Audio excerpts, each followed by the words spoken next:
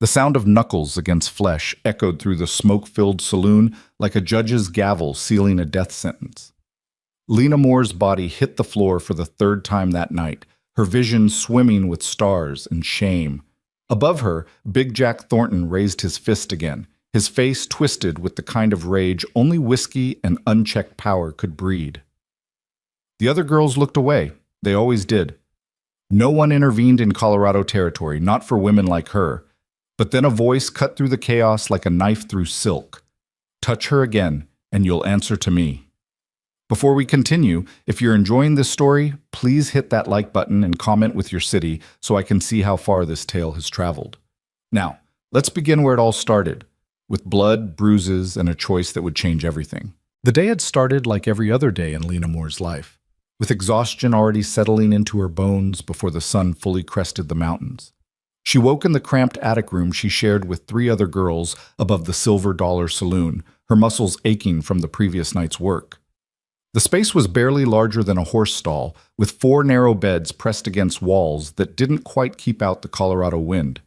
In winter, frost formed on the inside of the windows. In summer, the heat was suffocating. But it was shelter, and shelter cost. In sweat, in dignity, in pieces of yourself you could never get back. Lena was 22 years old, though some days she felt ancient.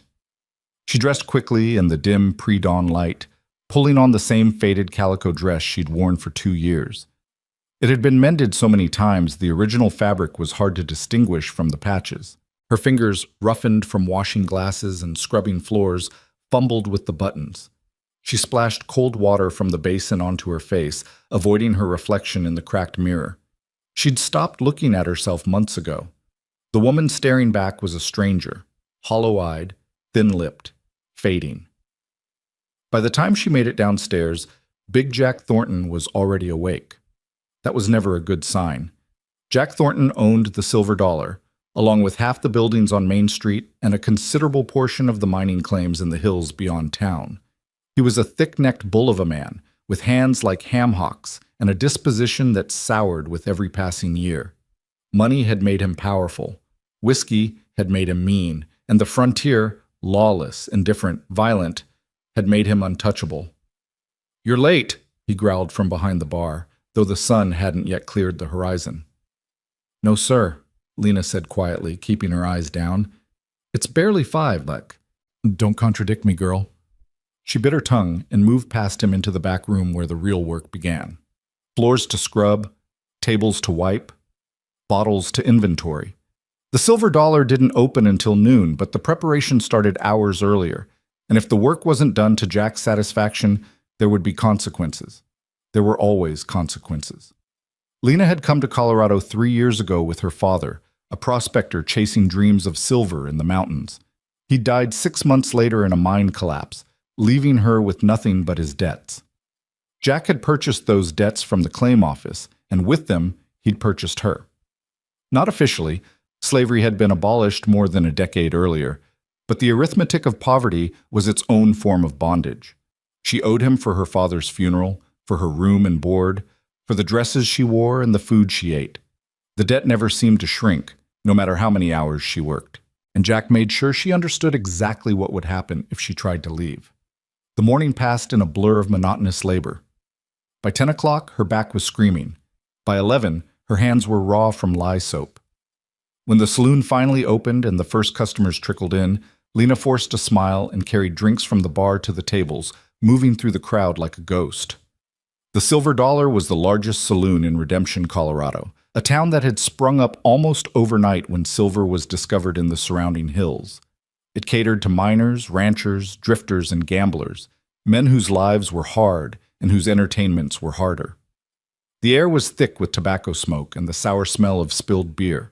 A piano player named Sal hammered out tinny melodies in the corner while men played poker, traded lies, and drank themselves into oblivion.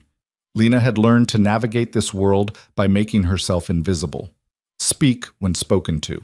Smile but don't engage. Pour the drinks and collect the coins and disappear before trouble found you. Most nights, it worked. But tonight was different. Tonight, she'd been awake for nearly 20 hours. The previous evening had stretched past 3 in the morning. A big crowd. a fight that had broken out near the bar, glass everywhere, Jack screaming at her to clean faster. She'd finally collapsed into bed around 4, only to be roused again at 5 for the morning shift. Her body was running on fumes, her mind a hazy fog. She moved mechanically, one foot in front of the other, pouring whiskey and dodging hands and praying for closing time. Around 8 o'clock, she delivered a bottle of bourbon to a table near the back. 4 miners, flush with a fresh strike, were celebrating loudly. One of them grabbed her wrist as she set down the glasses. "Stay a while, sweetheart," he slurred, pulling her toward his lap. "I can't, sir," Lena said, extracting her arm with practiced efficiency. "I have other tables." "Oh, come on now, sit." "She said no, Charlie," one of his companions laughed. "Let the girl work." The miner released her with a grunt, and Lena moved away quickly, her heart pounding. Close call, too close. She could feel Jack's eyes on her from across the room, watching, judging. If she caused a scene, if she upset a paying customer, there would be hell to pay. She made it another hour before the exhaustion truly hit. It came over her like a wave, sudden, overwhelming, irresistible. One moment she was carrying a tray of empty glasses back to the bar. The next, her vision tunneled and her knees buckled. She caught herself against a chair, breathing hard, the room spinning around her. "Keep moving," Jack barked from behind the bar. Lena nodded, though she wasn't sure he could see her. She forced herself upright and stumbled toward the back room, thinking she could splash water on her face, steal 30 seconds to gather herself. But her legs wouldn't cooperate. The floor seemed to tilt beneath her feet. She made it as far as the hallway before her body simply gave out. She didn't remember sitting down. One moment she was standing, the next she was on the floor with her back against the wall, her eyes drifting closed. Just for a second, she told herself, just long enough to catch her breath. The noise from the saloon seemed to fade, replaced by a deep, merciful silence. When she opened her eyes again, Jack was standing over her. "What the hell do you think you're doing?" Lena's heart lurched. She scrambled to her feet, or tried to. Her legs were asleep, her movements clumsy. "I'm sorry. You just what?" Jack's face was flushed, his breath reeking of whiskey. "Decided to take a nap while I've got a full house out there?" "No, sir, I was—" "Get up. Get—" She tried. She genuinely tried, but her body betrayed her, and she stumbled, catching herself against the wall. It was the wrong move. Everything she did now was the wrong move. Jack's hand shot out and grabbed her by the arm, yanking her upright with enough force to make her shoulder scream. "You lazy, worthless—" "I'm sorry," Lena gasped. "Please, I'll get back to work." "Damn right you will." He dragged her back into the main room, and every head turned to watch. The piano music stopped. Conversations died mid-sentence. Lena's face burned with humiliation as Jack hauled her to the center of the floor like a disobedient child. "You think you can sleep on my time?" he roared, his voice carrying to every corner of the saloon. "You think I'm running a charity here?" "No, sir." The first blow came without warning. His open palm caught her across the face, with enough force to snap her head sideways. Pain exploded through her cheek and jaw. She tasted blood. The room gasped, a collective intake of breath, but no one moved. No one intervened. This was frontier justice. A man's right to discipline his property. "Jack, maybe—" Someone started from one of the tables. "Shut your mouth," Jack snarled. "This ain't your concern." Lena's ears were ringing. She couldn't think, couldn't process what was happening. She only knew that she needed to get away, needed to make herself small, needed to disappear. But Jack still had hold of her arm, and when she tried to pull free, he hit her again. This time it was a closed fist. She went down hard, her body crumpling like wet paper. The floor rushed up to meet her, and she felt something crack. Her ribs, maybe, or her wrist as she tried to catch herself. The impact knocked the wind from her lungs. She lay there, gasping, the world reduced to pain and the sour smell of beer-soaked floorboards. "Get up," Jack commanded. Lena couldn't. She physically couldn't. Her body had reached its limit, and even the fear of another beating couldn't make her limbs respond. "I said get up!" He grabbed her by the hair and hauled her to her knees. Tears streamed down her face, tears of pain, of shame, of absolute helplessness. Around her, the saloon remained silent. Witnesses, but no defenders. They'd seen this before. They'd see it again. Frontier life was hard, and it was hardest on those with no power to fight back. Jack raised his fist for another blow, and then a hand caught his wrist mid-swing. That's enough. The voice was quiet, but it carried. It had the weight of absolute certainty behind it, the kind of tone that made men pause regardless of their intentions. Jack froze, his arms suspended in the air, and slowly turned to see who had dared to interfere. The man standing behind him was tall and lean, dressed in worn denim and a dusty brown coat. His face was shadowed by the brim of a black Stetson, but even in the dim saloon light, his eyes were visible, gray as winter storms and just as unyielding. He didn't look angry, he looked resolved. There was a significant difference. "Who the hell are you?" Jack demanded, trying to wrench his arm free. The stranger's grip didn't budge. "Someone who's seen enough." "This is my business." "Not anymore." The stranger released Jack's wrist and stepped between him and Lena, a human shield that radiated quiet danger. He didn't raise his voice. He didn't need to. Everything about his posture, the set of his shoulders, the position of his hand near the pistol on his hip, communicated exactly how serious he was.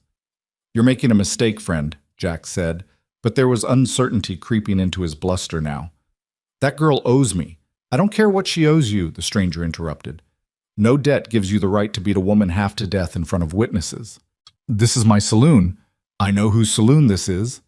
The stranger's tone didn't change, but something in it made Jack take a step back.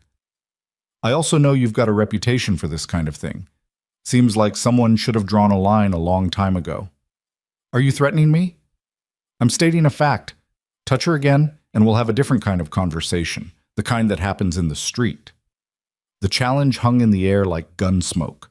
Jack's face went through several shades of red. He was a bully, accustomed to using his size and position to intimidate those weaker than himself. But this stranger wasn't weak, and he wasn't intimidated. Jack's eyes flicked to the pistol on the man's hip, then to the crowd of onlookers who were now watching with rapt attention. Pride warred with self-preservation. Finally, Jack spat on the floor. "Fine. Take the worthless bitch. She ain't worth the trouble anyway. She was worth beating a moment ago." "I said take her." Jack's voice cracked with impotent rage. "But she still owes me for how much?" The question caught Jack off guard. "What? How much does she owe you?" The stranger's tone was patient, almost conversational. "For her debts? How much?" Jack's eyes narrowed, calculating. This was a transaction now, something he understood. $300. For her father's funeral, her room, and board. Wages advanced, $300. The stranger nodded slowly. "That's a lot of money for a girl who works 20-hour days. You sure you're keeping honest books? Are you calling me a liar?" "I'm saying $300 sounds like the kind of debt that never gets paid off, no matter how hard someone works." The stranger reached into his coat and produced a leather wallet. He counted out bills with deliberate precision, then held them up where everyone could see. "Here's $300. Her debt's paid. She's free to go." The crowd murmured. This was unprecedented. Jack stared at the money, his expression unreadable. For a moment, Lena thought he might refuse, that his pride would override his greed, but then his thick fingers snatched the bills from the stranger's hand. "Fine," he growled, "but I want her out of my building tonight, and if I ever see her again—" "You won't," the stranger said flatly, "because she's leaving with me right now." He turned and knelt beside Lena, who was still on her knees, trembling and disoriented. Up close, she could see his face more clearly, weathered by sun and wind, probably in his early 30s, with the kind of lines around his eyes that came from squinting at distant horizons. But there was kindness there, too, something gentle beneath the hardness. "Can you stand?" he asked quietly. Lena tried to answer and found her voice had abandoned her. She nodded instead, though she wasn't sure it was true. The stranger offered his hand, and after a moment's hesitation, she took it. His grip was firm but careful, as though he understood exactly how fragile she was in this moment. He helped her to her feet, keeping one hand on her elbow to steady her. The room tilted dangerously, and she swayed. Without a word, the stranger slipped his arm around her waist, supporting most of her weight. "Easy," he murmured, "one step at a time." They moved toward the door together, and the crowd parted like the Red Sea. Lena kept her eyes down, unable to bear the weight of their stares. Some pitying, some curious, some resentful that she'd found a way out when they were still trapped in their own hells. Behind them, Jack's voice rang out one last time. "She ain't gonna last a week out there. You'll see. She'll come crawling back, and when she does—" The stranger stopped. He didn't turn around, but his voice carried clearly across the silent room. "If she ever comes back here, and I find out you so much as looked at her wrong, I'll burn this place to the ground with you inside it. That's not a threat, Mr. Thornton. It's a promise."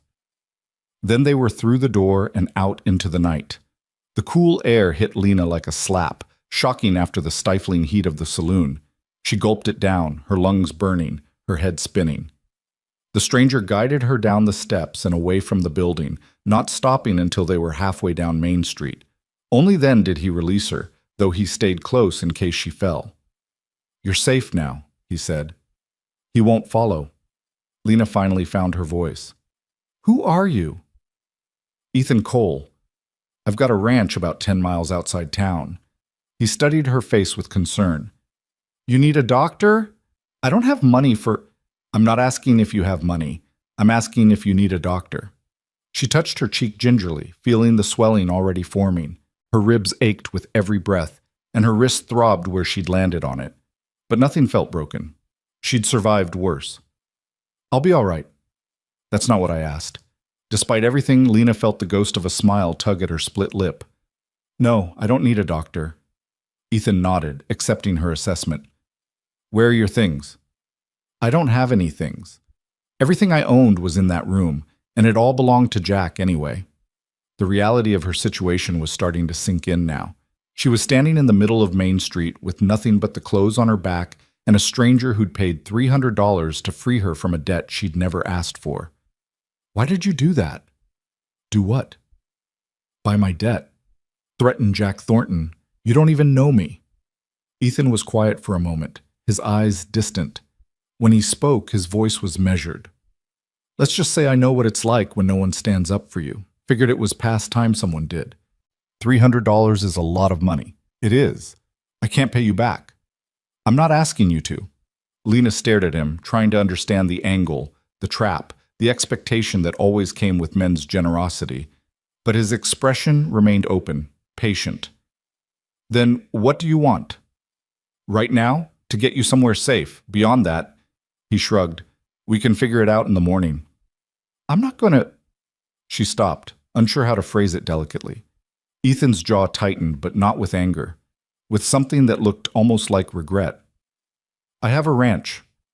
It's a working cattle operation. I've got 3 hired hands, a cook named Maria who's about 60 years old and meaner than a rattlesnake when someone gets on her bad side, and more work than we can handle.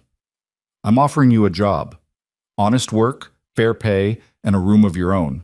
No strings, no expectations. Just work." "Why would you—" "Because everyone deserves a second chance," he said simply, "and because what I saw in there made me sick to my stomach. You can take the offer or leave it, but either way, you're not going back to that saloon." Lena's throat tightened. She'd been waiting for the catch, the condition, the moment when this stranger's kindness revealed its true price. But looking into Ethan Cole's eyes, she saw only sincerity. It was so foreign, so unexpected that she didn't know how to respond.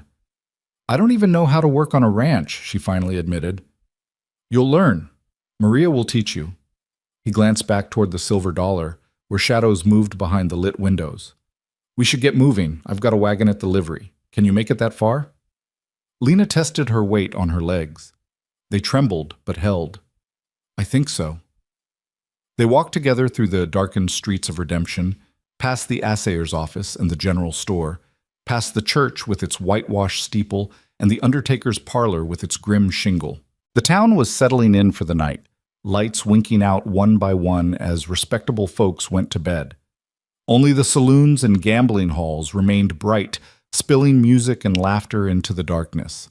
Lena had lived in this town for 3 years, but she'd never really seen it like this, as a place she might actually leave. At the livery, Ethan retrieved his wagon and helped her onto the bench seat. She moved stiffly, every muscle protesting. He didn't comment on it, just climbed up beside her and took the reins. The horses, a matched pair of chestnuts, started forward without being told. They rode in silence for several minutes, leaving the lights of redemption behind. The road stretched out before them, silvered by moonlight, winding through scrub grass and scattered pine. Above, the stars blazed with an intensity that always startled Lena, even after years in Colorado. The sky here was bigger than it had any right to be, vast and humbling. "Why tonight?" she asked suddenly. Ethan glanced at her. "What do you mean? Why did you step in tonight? I've been working at that saloon for 3 years. Jack's beaten me before. Other men have seen it happen. Why were you different?" He was quiet for so long she thought he might not answer. Then, "I rode into Redemption today to pick up supplies. Stopped in at the Silver Dollar for a drink. I saw you working. Saw how exhausted you looked. Saw how Jack treated you." His hands tightened on the reins. "I told myself it wasn't my business. Told myself to mind my own affairs. But when I went to leave and saw him hitting you, I couldn't make myself walk out that door." "You could have," Lena said softly. "Everyone else did." "Maybe. But I've spent too many years watching people look the other way when someone needed help. Gets to a point where you have to decide what kind of man you're going to be." He looked at her then, really looked at her, and his expression was pained. "No one deserves what he was doing to you. No one. And if I'd walked away, I wouldn't have been able to live with myself." Lena felt something crack inside her chest, some hard protective shell she'd built around herself over the years. Tears spilled down her cheeks before she could stop them, hot and sudden. She turned her face away, embarrassed by the display of emotion, but Ethan didn't say anything. He just kept driving, giving her the space to fall apart. By the time they reached his ranch, Lena had cried herself dry. The house appeared out of the darkness like something from a dream, a sprawling wood frame structure with a wide porch and lamplight glowing in the windows. Beyond it she could make out the shapes of a barn, several outbuildings, and corrals where horses moved restlessly in the moonlight. It was modest by some standards, but to Lena, who'd spent the last 3 years in a cramped attic room, it looked like a palace. Ethan pulled the wagon to a stop and set the brake. "Wait here," he said, then disappeared into the house. Lena sat alone in the darkness, listening to the night sounds of the ranch, the soft nickering of horses, the distant howl of a coyote, the whisper of wind through grass. She felt untethered, as though the last threads connecting her to her old life had finally snapped. She had no idea what tomorrow would bring. The door opened and a woman emerged, the cook, Maria, Lena assumed. She was exactly as Ethan had described, gray-haired, square-shouldered, with a face that suggested she'd seen everything and been impressed by none of it. She approached the wagon with the lamp held high, studying Lena with shrewd eyes. "Dios mío," she muttered, then called back toward the house. "Ethan, what did you bring home this time?" "Someone who needs help," Ethan said, reappearing behind her. Maria made a disapproving noise but extended her hand to Lena. "Come, Nina, let's get you inside. You look like death warmed over." With Maria on one side and Ethan on the other, Lena made it into the house. The interior was warm and simply furnished. A large main room with a stone fireplace, a kitchen area, a hallway leading to what she assumed were bedrooms. It smelled of wood smoke and coffee and something baking. It smelled like a home. Maria guided her to a chair near the fire and disappeared, returning moments later with a basin of warm water and clean cloths. She began cleaning the blood from Lena's face with gentle efficiency, clucking her tongue at each new bruise. "Men," she muttered. "Animals. You're lucky Ethan found you when he did." "I know," Lena whispered. Ethan had retreated to the other side of the room, giving them space. He stood with his back to the fire, his hat in his hands, watching the proceedings with a troubled expression. When Maria had finished cleaning Lena's wounds, she produced a jar of salve and began applying it to the worst of the bruises. "This will help with the swelling. You'll be sore for a few days, but nothing's broken. You're tougher than you look, Nina." "Thank you," Lena managed. Maria waved the gratitude away. "Thank Ethan. He's the one who brought you here. I'm just the one who has to fix you up." But there was warmth beneath the gruffness, a kindness that reminded Lena of her own mother, dead these 10 years. When the ministrations were finally finished, Maria stood. "There's a room at the end of the hall. It's small, but it's clean, and it's yours. I'll bring you something to eat. Don't argue. You need food, and then you sleep. Everything else can wait until morning." She bustled off, leaving Lena alone with Ethan. The silence stretched between them, filled with unspoken questions and the crackle of the fire. Finally, Lena found her voice. I don't know how to thank you. You don't need to thank me. You paid $300 for a stranger. You brought me to your home. You're offering me work and safety and… Her voice broke. No one's ever done anything like that for me before. Ethan crossed the room and knelt beside her chair, bringing himself to eye level. His expression was serious, but not unkind. Listen to me, Lena. What happened tonight? What's been happening to you? It's not right, and it's not normal, no matter how common it might be out here. You don't owe me gratitude for treating you like a human being. That should be the baseline, not the exception. But no buts. You're safe here. You'll work, same as everyone else on this ranch. You'll earn your keep and your wages, but you'll do it without fear, without someone raising a hand to you, without being treated like property. He paused, choosing his next words carefully. I can't undo what's been done to you, but I can make damn sure it doesn't happen again. Not while I'm breathing. Lena searched his face, looking for the lie, the angle, the trap. She found none. Ethan Cole, this stranger who'd walked into her nightmare and dragged her out of it, was exactly what he appeared to be. A decent man in an indecent world. It was so rare it felt like a miracle. Maria returned with a plate of food, bread, cheese, cold chicken, and a cup of hot tea. She set it on the small table beside Lena's chair and pointed at it meaningfully. Eat. All of it. Your skin and bones. Lena obeyed, though she hadn't thought she was hungry. The moment the food touched her tongue, though, her body woke up with urgent demands. She ate slowly, savoring each bite, while Maria and Ethan moved around the kitchen cleaning up the evening's dishes. It was so normal, so domestic, so far removed from the chaos of the silver dollar that Lena felt like she'd stepped into someone else's life. When she'd finished eating, Maria showed her to her room. It was indeed small, barely larger than the attic space she'd shared with 3 other girls, but it was hers alone. There was a narrow bed with a quilt, a dresser, a washstand with a pitcher and basin, and a window that looked out over the dark prairie. After years of sleeping in a room where you could hear every cough, every nightmare, every intimate sound from the saloon below, the silence was overwhelming. Rest, Maria commanded, pulling back the quilt. Tomorrow, we talk about work. Tonight, you heal. Lena changed into a nightgown Maria had provided, too big but clean and soft, and climbed into bed. The mattress was thin but infinitely better than what she'd had before.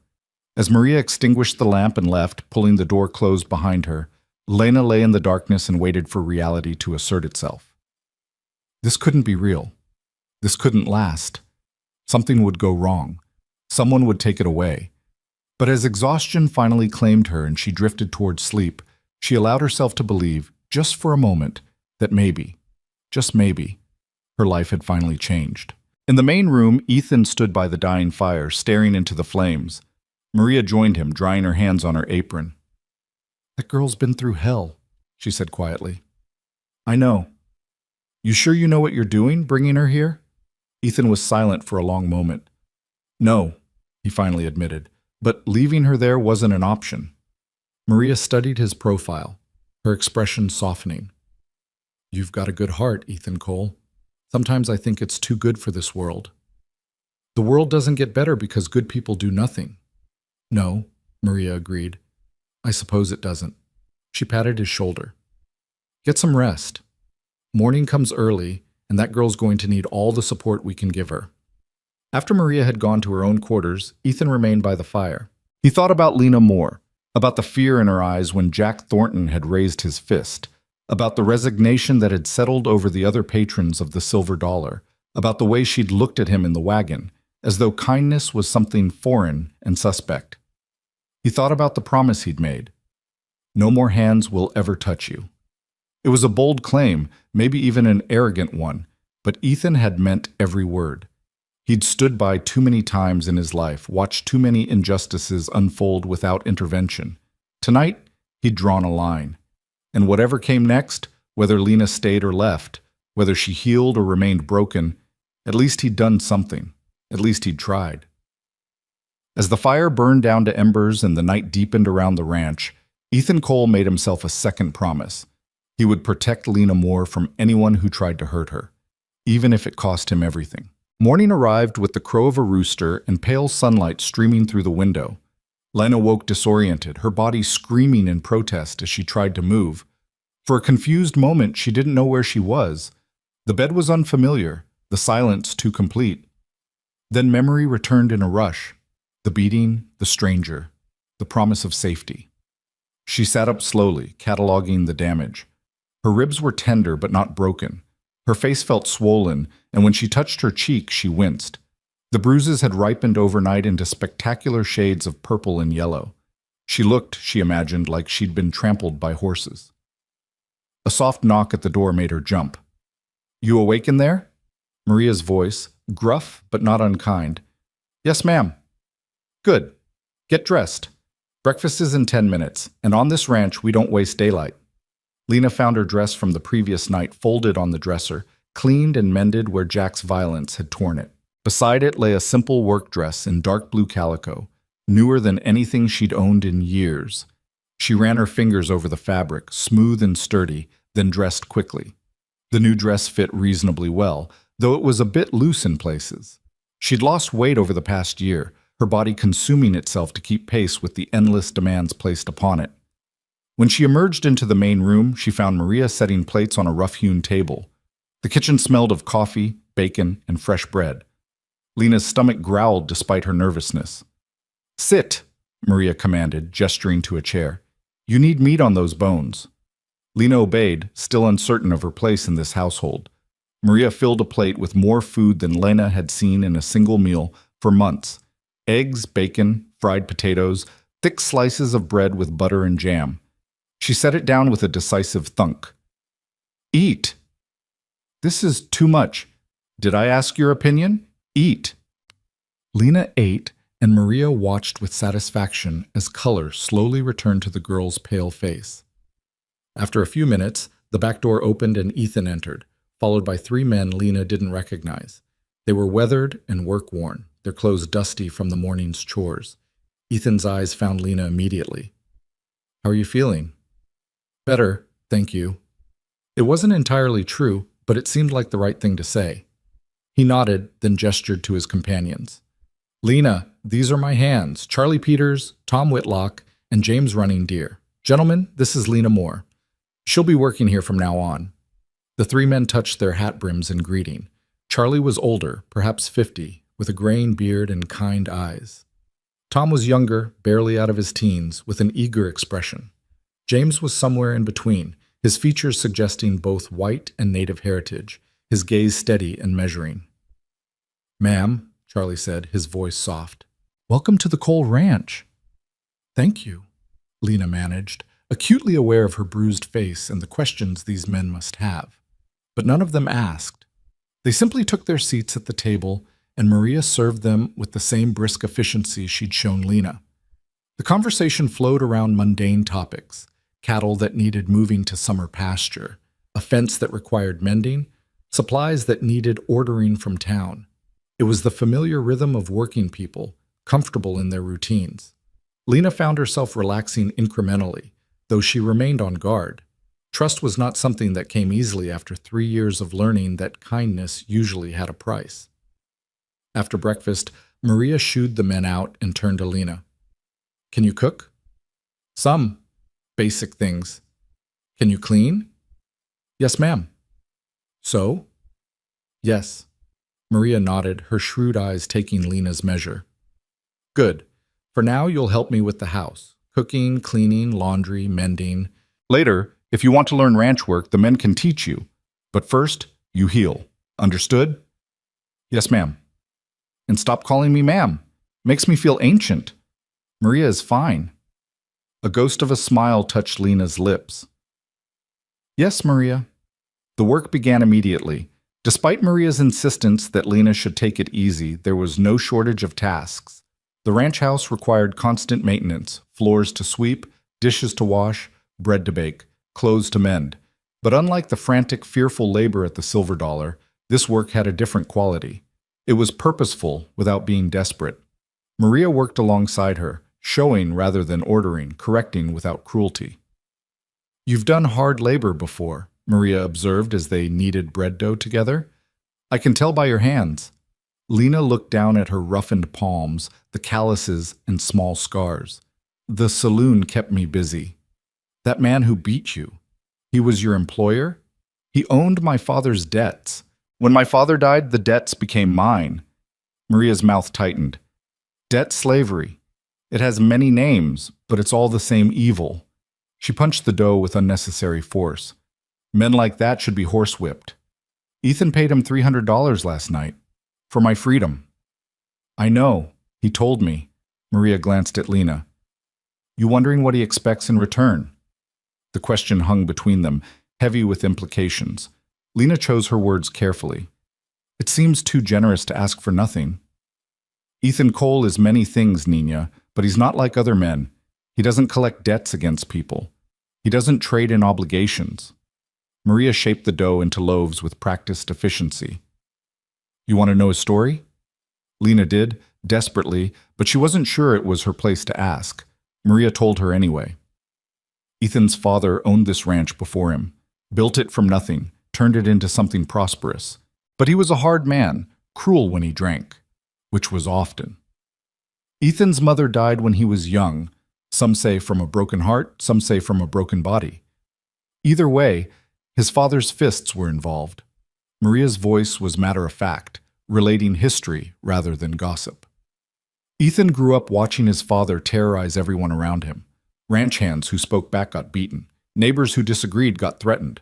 The whole territory knew what kind of man Jacob Cole was. Lena listened, beginning to understand.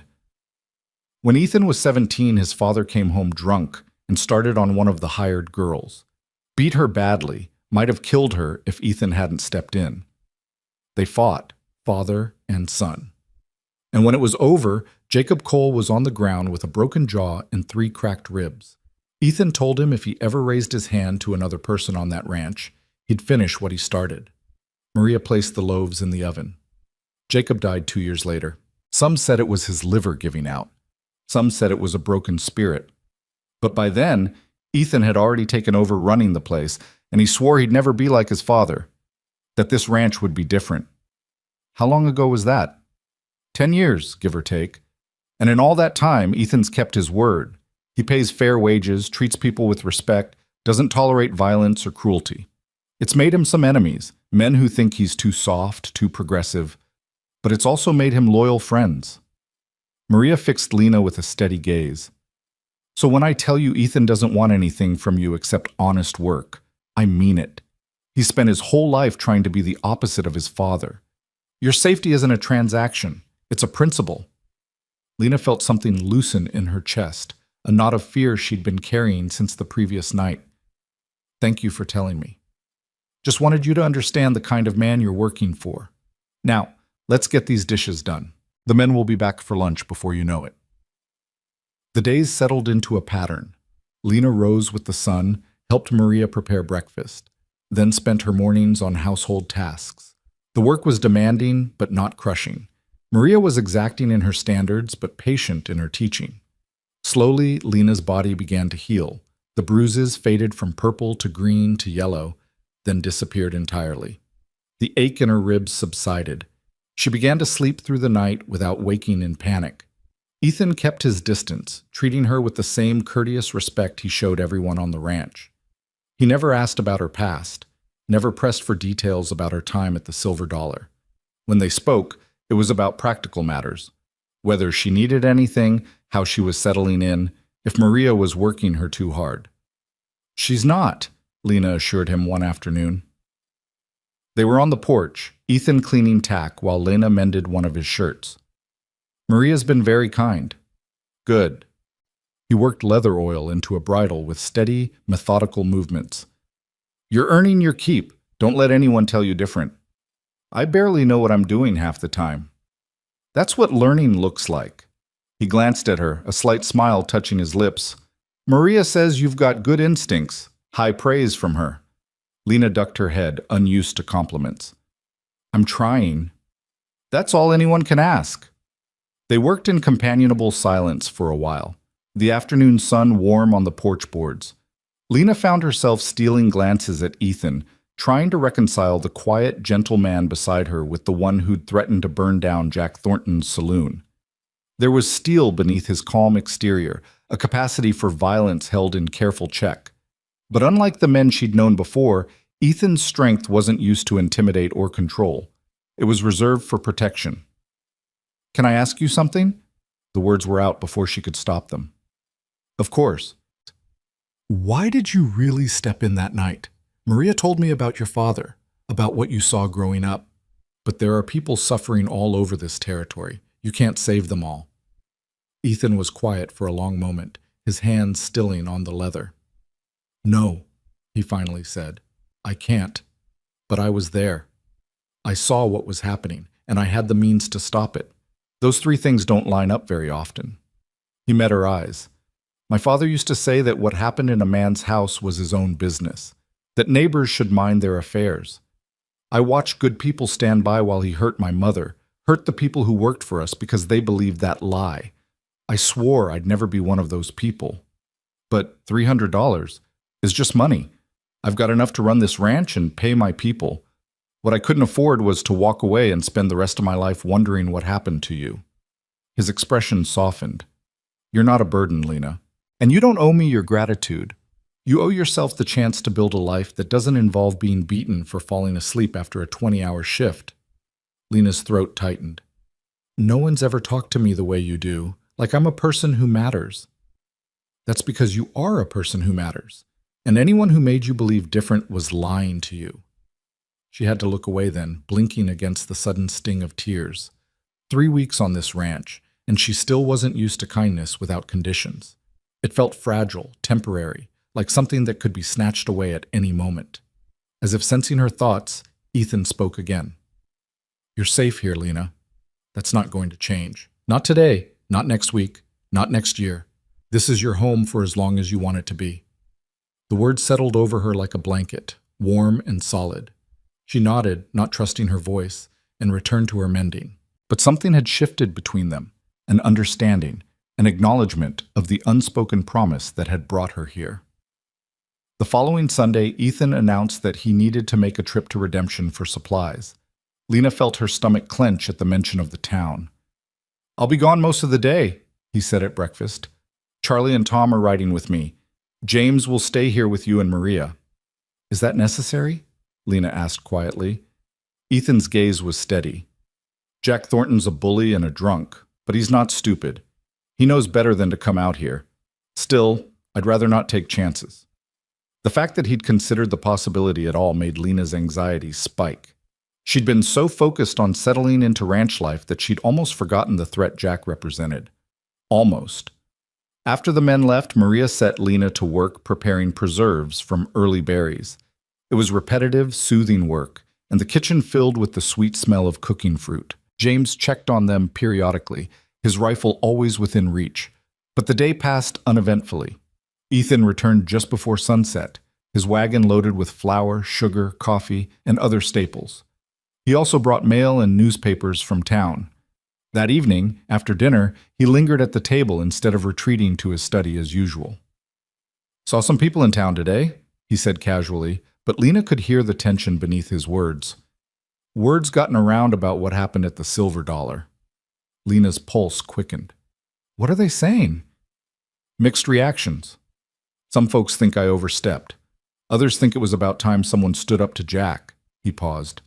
"Jack himself is telling anyone who'll listen that you'll be back within a month, begging for your old job." Anger flared in Lena's chest, hot and sudden. "I'd rather starve." "Won't come to that," Ethan said firmly. "But I wanted you to know people are talking. If you go into town—" "I won't," Lena said quickly. "I don't need to go to town." Ethan studied her for a moment. "You can't hide here forever, Lena. Eventually, you'll want to see other people, go to the mercantile, maybe attend a social event. This is your home, but it shouldn't be your prison." "It's not a prison. It's the first place I felt safe in 3 years." "I know, and I'm glad. But Jack Thornton doesn't get to take the whole town away from you. He's already taken enough." Maria, who'd been listening from her rocking chair, spoke up. "The boy's right, Nina. You let fear control you, and you're still in that saloon, just a different kind of cage." Lena knew they were right, but the thought of facing the people of redemption, the ones who'd watched Jack beat her, who'd done nothing, made her feel sick. "I'm not ready." "That's fine," Ethan said gently. "No one's pushing you. I just wanted you to know that when you are ready, I'll go with you. You won't face them alone." The offer was so unexpected, so generous, that Lena found herself blinking back tears for the second time that week. "Thank you." As spring gave way to early summer, Lena found her place in the rhythm of ranch life. She learned to bake bread that rose properly, to mend shirts so the stitches didn't show, to read the weather by the color of the sky at dawn. Maria taught her to make tortillas and spicy stews that made the men sweat and reach for water. Charlie showed her how to tend the vegetable garden. Tom, with his endless enthusiasm, tried to teach her to rope fence posts, though she was terrible at it. And slowly, almost imperceptibly, she began to change. The constant tension she'd carried for years began to ease. She stopped flinching when people moved too quickly. She laughed at Tom's jokes and argued with Maria about the proper way to fold sheets. She slept deeply and dreamlessly, her body finally catching up on years of exhaustion. One evening, about 6 weeks after her arrival, Lena was helping Charlie feed the horses when he paused in his work. "You're different," he observed, his tone conversational. "Different how?" "Lighter. Like you're not carrying the world on your shoulders anymore." He stroked the nose of a bay mare. "When you first got here, you looked like you expected the sky to fall any minute. Now you look like you might actually believe tomorrow's going to come." Lena considered this. "I think I'm starting to." "Good. You deserve peace, Miss Lena. We all do, but especially you." The kindness in his voice made her eyes sting. These men, these rough-weathered cowboys who worked from dawn to dusk, had accepted her without question, treated her with unfailing respect. It was such a stark contrast to the silver dollar that sometimes Lena felt like she was living in two different worlds. "Charlie," she said impulsively, "what do you think of Ethan? As a boss, I mean." Charlie smiled, the expression crinkling the corners of his eyes. "Ethan Cole's the best man I've ever worked for, and I've worked for plenty. He's fair, he's honest, and he doesn't ask anything of his people he wouldn't do himself. Works harder than any of us, pays better than most, and treats everyone like they matter." He patted the horse's neck. "Some bosses see their hands as tools. Ethan sees them as people, makes all the difference." "He paid $300 for my freedom," Lena said quietly. "I still don't entirely understand why." "Because he could, and because it was the right thing to do. That's how Ethan thinks, sees a problem, finds a solution, doesn't waste time on whether it's convenient." Charlie's expression grew serious. "But I'll tell you something else, Miss Lena. In all the years I've known him, I've never seen Ethan bring someone home like he brought you. He's helped people before, found jobs for folks down on their luck, paid for a doctor when someone couldn't afford it. But bringing you here, giving you a place in his household? That's different." "Different how?" Charlie seemed to choose his words carefully.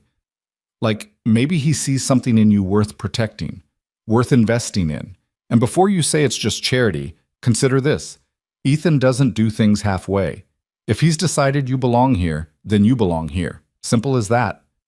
The conversation stayed with Lena long after they'd finished with the horses.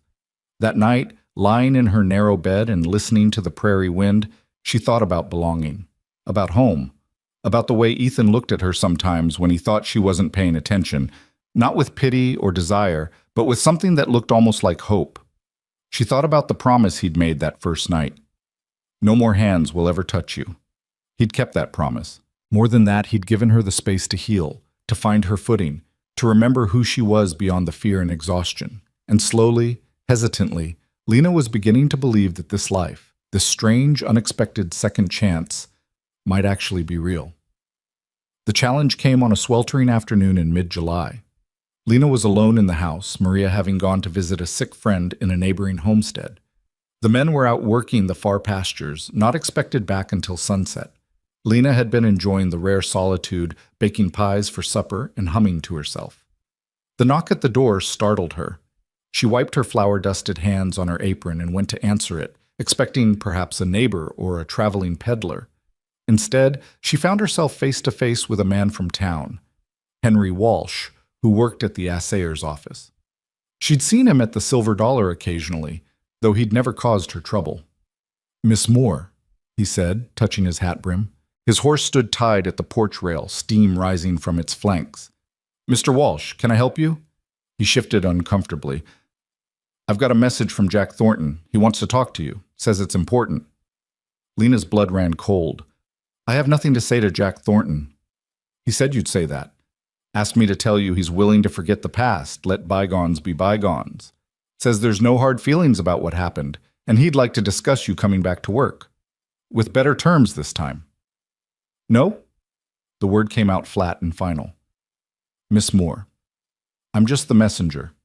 Then take this message back to Mr. Thornton. I will never work for him again, not under any terms, not for any amount of money. Tell him to leave me alone." Walsh looked pained. "He's not going to like that answer." "I don't care what he likes. He said if you refused, I should remind you that you've still got friends in town, girls you worked with at the saloon. He wouldn't want anything unfortunate to happen to them on account of your stubbornness." The threat was barely veiled, and it made Lena's hand shake with rage rather than fear. "Jack Thornton is a coward who hides behind threats to women. You tell him that if he touches those girls because of me, there will be consequences." "What kind of consequences? You're just a—" He stopped himself, but the damage was done. "Just a what, Mr. Walsh? A saloon girl? A woman with no power?" Lena stepped forward, and something in her expression made the man take an involuntary step back. "I may not have power, but Ethan Cole does. And I promise you, if Jack hurts anyone because of me, Ethan will make him regret it." Walsh's eyes widened slightly. Whatever he'd expected, it wasn't this. The beaten, broken girl from the Silver Dollar had been replaced by someone who'd found her spine. "I'll deliver your message," he said stiffly, then turned and mounted his horse. Lena watched him ride away, her heart hammering. The moment he disappeared from view, her legs gave out, and she sank onto the porch steps, trembling with delayed reaction. She'd stood up to Jack's messenger, but the encounter had shaken her more than she wanted to admit. The reminder that Jack was still out there, still angry, still capable of reaching her, made the safety of the ranch feel suddenly fragile.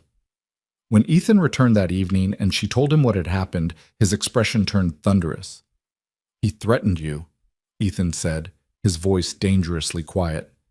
"He threatened the other girls at the saloon, to get to me." "Same thing." Ethan paced the main room like a caged animal. "That son of a—" He stopped himself, visibly forcing calm. "Did Walsh say anything else?" "Just that Jack wanted me back. With better terms, whatever that means. It means he's losing money without you.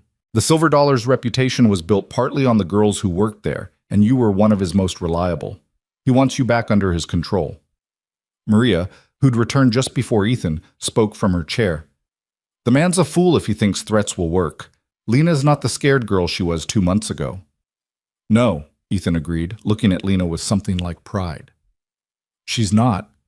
But Jack doesn't know that yet, which makes him dangerous." "What do we do?" Lena asked. Ethan was quiet for a moment, thinking. "Tomorrow, I'm going into town. I'm going to make it very clear to Jack Thornton that any further contact with you, direct or indirect, will be met with legal action. And if that doesn't work, I'll find other ways to make my point. He'll just deny sending Walsh. Probably, but it doesn't matter. What matters is that he knows I'm watching, and I'm not going to let him intimidate you." Ethan knelt in front of Lena's chair, his gray eyes intense. "Listen to me. You are under my protection." "That's not just words. That means something in this territory. Jack knows it, even if he's too proud to admit it. He won't risk open confrontation with me. But the other girls, I'll check on them too.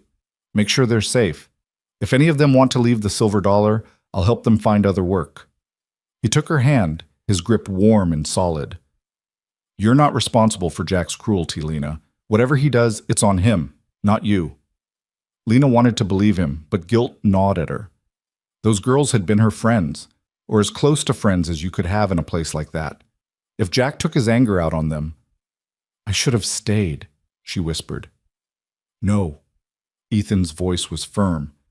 "You should never have been there in the first place, and you're sure as hell not going back." The next morning, Ethan rode into Redemption with Charlie and James flanking him. Lena watched from the porch as they disappeared down the road, anxiety knotting her stomach. Maria stood beside her, a reassuring presence. "They'll be fine," Maria said. "Ethan knows how to handle men like Thornton. I'm afraid of what might happen. Fear's natural, but you can't let it rule you." Maria squeezed her shoulder. "Come, let's make ourselves useful while we wait." The hours crawled by. Lena tried to focus on her work. Bread to knead, floors to sweep, vegetables to chop for stew. But her mind kept circling back to redemption. What was Ethan saying to Jack? Would there be violence? Would he come back? It was late afternoon when the sound of hoofbeats announced their return. Lena rushed to the window and felt relief flood through her when she saw all three riders safe and whole. She forced herself to wait on the porch rather than running to meet them, maintaining at least a veneer of composure. Ethan dismounted and handed his reins to Tom, who'd emerged from the barn. He climbed the porch steps, his expression unreadable. "Is everything all right?" Lena asked. "It is now." Ethan's jaw was tight. "I had a conversation with Jack. Made my position clear. He won't be bothering you again." "What did you say to him?" "That any further contact with you would be considered harassment, and I'd bring the marshal into it. Also reminded him that I've got friends in the territorial government who might be interested in how he runs his business, the debts he keeps people in, the working conditions, the violence. Jack's operation wouldn't hold up to legal scrutiny, and he knows it." "And he agreed?" "He blustered and threatened, but yes, eventually." Ethan's expression softened. "I also spoke to the girls at the saloon. Checked on them personally. They're fine, Lena. Jack's angry, but he's not stupid enough to hurt them when he knows I'm watching." The relief was overwhelming. Lena felt her knees go weak, and Ethan caught her elbow, steadying her. "It's over," he said quietly. "You're safe. They're safe. Jack Thornton has no power over you anymore."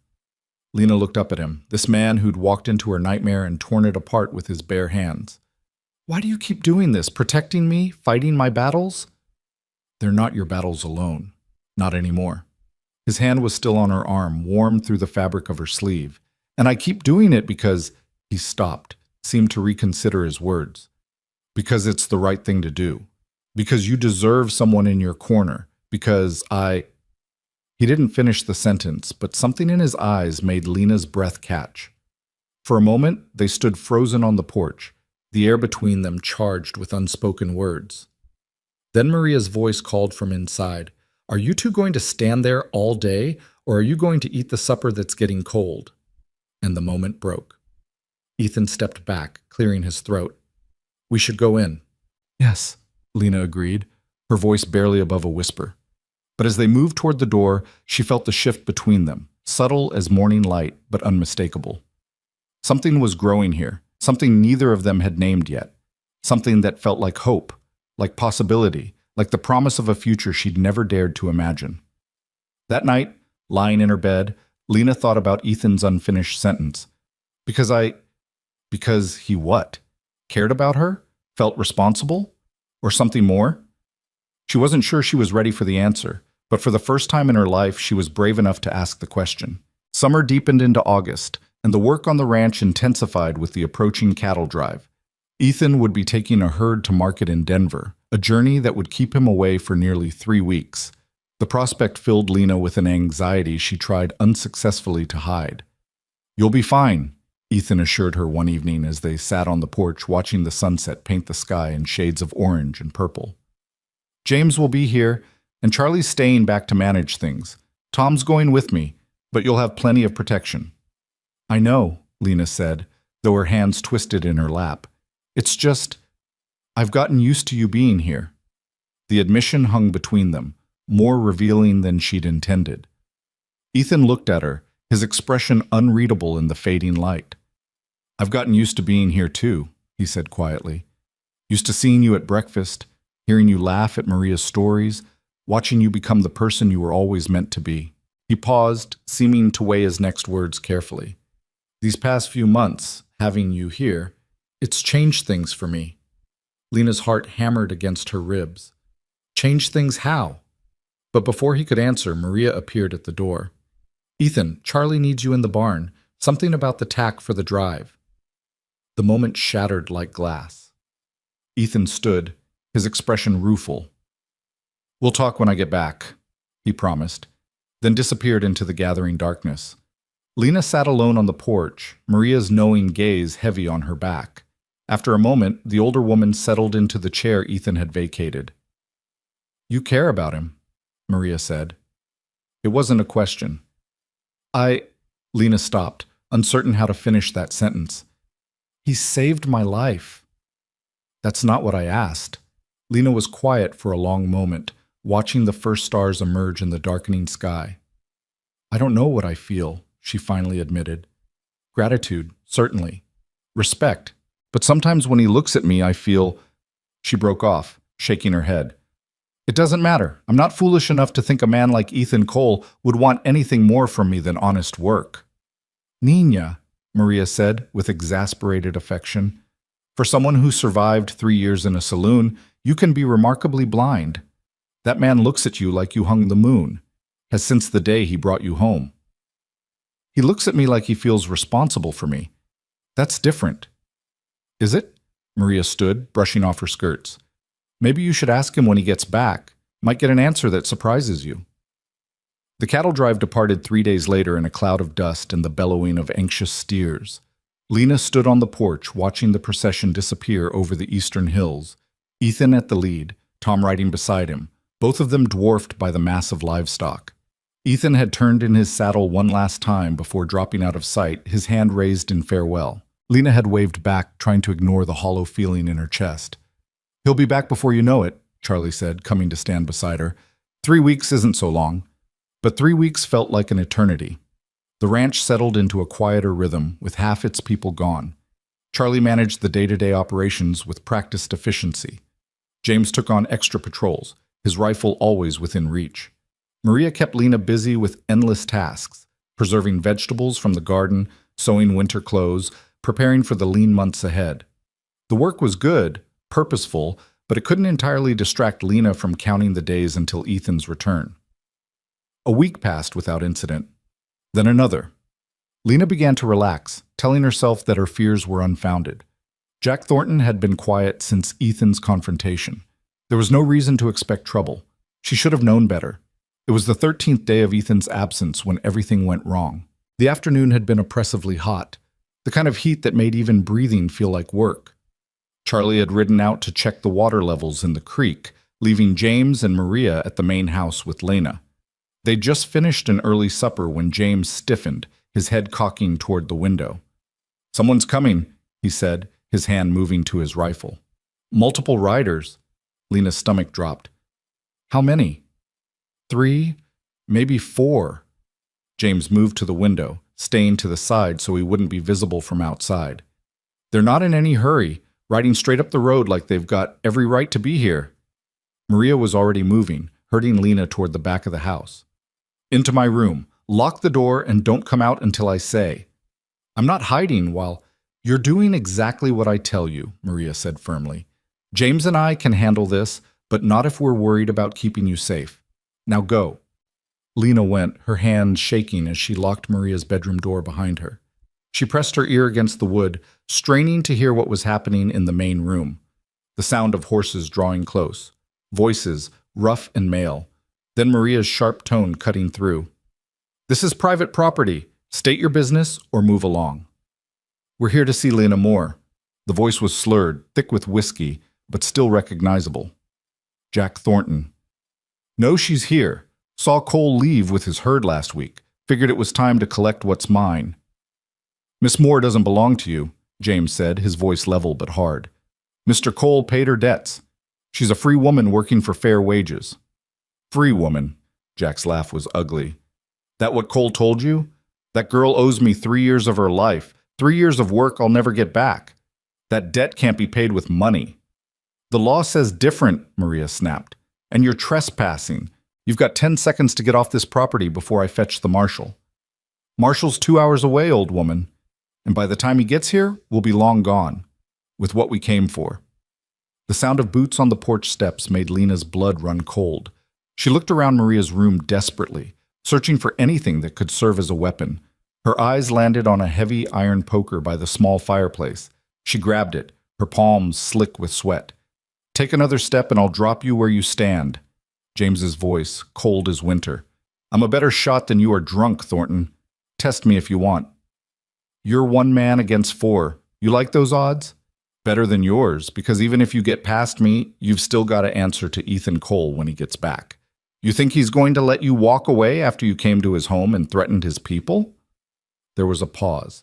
Lena could imagine Jack's alcohol-fogged brain trying to work through the implications. He was a bully, but he wasn't completely stupid. Ethan's reputation carried weight in this territory. But then another voice spoke up, younger and more reckless. Hell with Cole. He ain't here and we are. Let's just take the girl and go. Shut up, Donnie, Jack growled. Why? You've been talking about this for weeks. How she embarrassed you, cost you money, needs to be taught a lesson. Well, here's your chance. Cole's gone. It's just 1 Indian and an old Mexican woman. What are they going to do?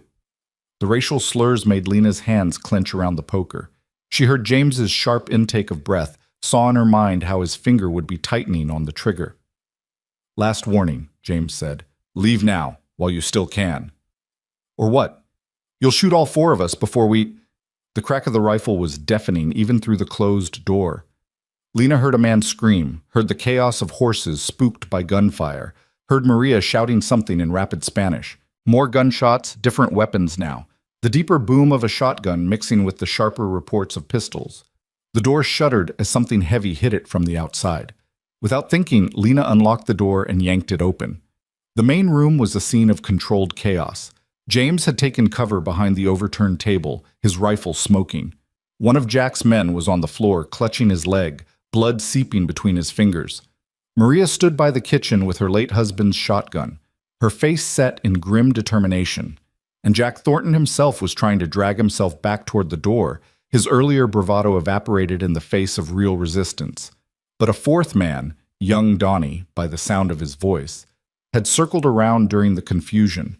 He burst through the back door just as Lena emerged from Maria's room, his eyes wild and his pistol drawn. There you are, he said, grabbing her arm with bruising force. Come on, we're leaving. Lena didn't think. She swung the poker with all her strength, catching him across the forearm. Bone cracked, and Donnie howled, his pistol clattering to the floor. She hit him again, this time across the shoulders, and he went down hard. Don't you ever touch me, she heard herself say, her voice shaking with rage rather than fear. Don't you ever put your hands on me again. James was there in an instant, kicking the fallen pistol away and training his rifle on the groaning man. You all right, Miss Lena? I'm fine. She was surprised to find it was true. Her hands were steady, her breathing even. The terror she'd expected hadn't materialized. Instead, she felt a fierce, blazing anger. Is everyone else? We're good, Maria confirmed, keeping her shotgun trained on Jack and his wounded companion. Though these fools are going to wish they'd listened. Charlie chose that moment to thunder up on horseback, drawn by the sound of gunfire. He took in the scene with one comprehensive glance.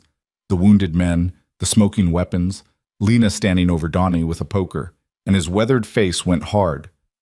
Someone want to tell me what happened here? Jack, realizing he was now outnumbered and outgunned, tried to bluster. This is a misunderstanding. We just came to talk to the girl. You came armed to a ranch where you weren't welcome and threatened the people living here, Charlie said flatly. That's not a misunderstanding. That's assault. Maybe attempted kidnapping. He dismounted and walked over to examine the man with the leg wound. James put this bullet in you? The man nodded, his face gray with pain. Good shot. Missed the artery, or you'd be dead already.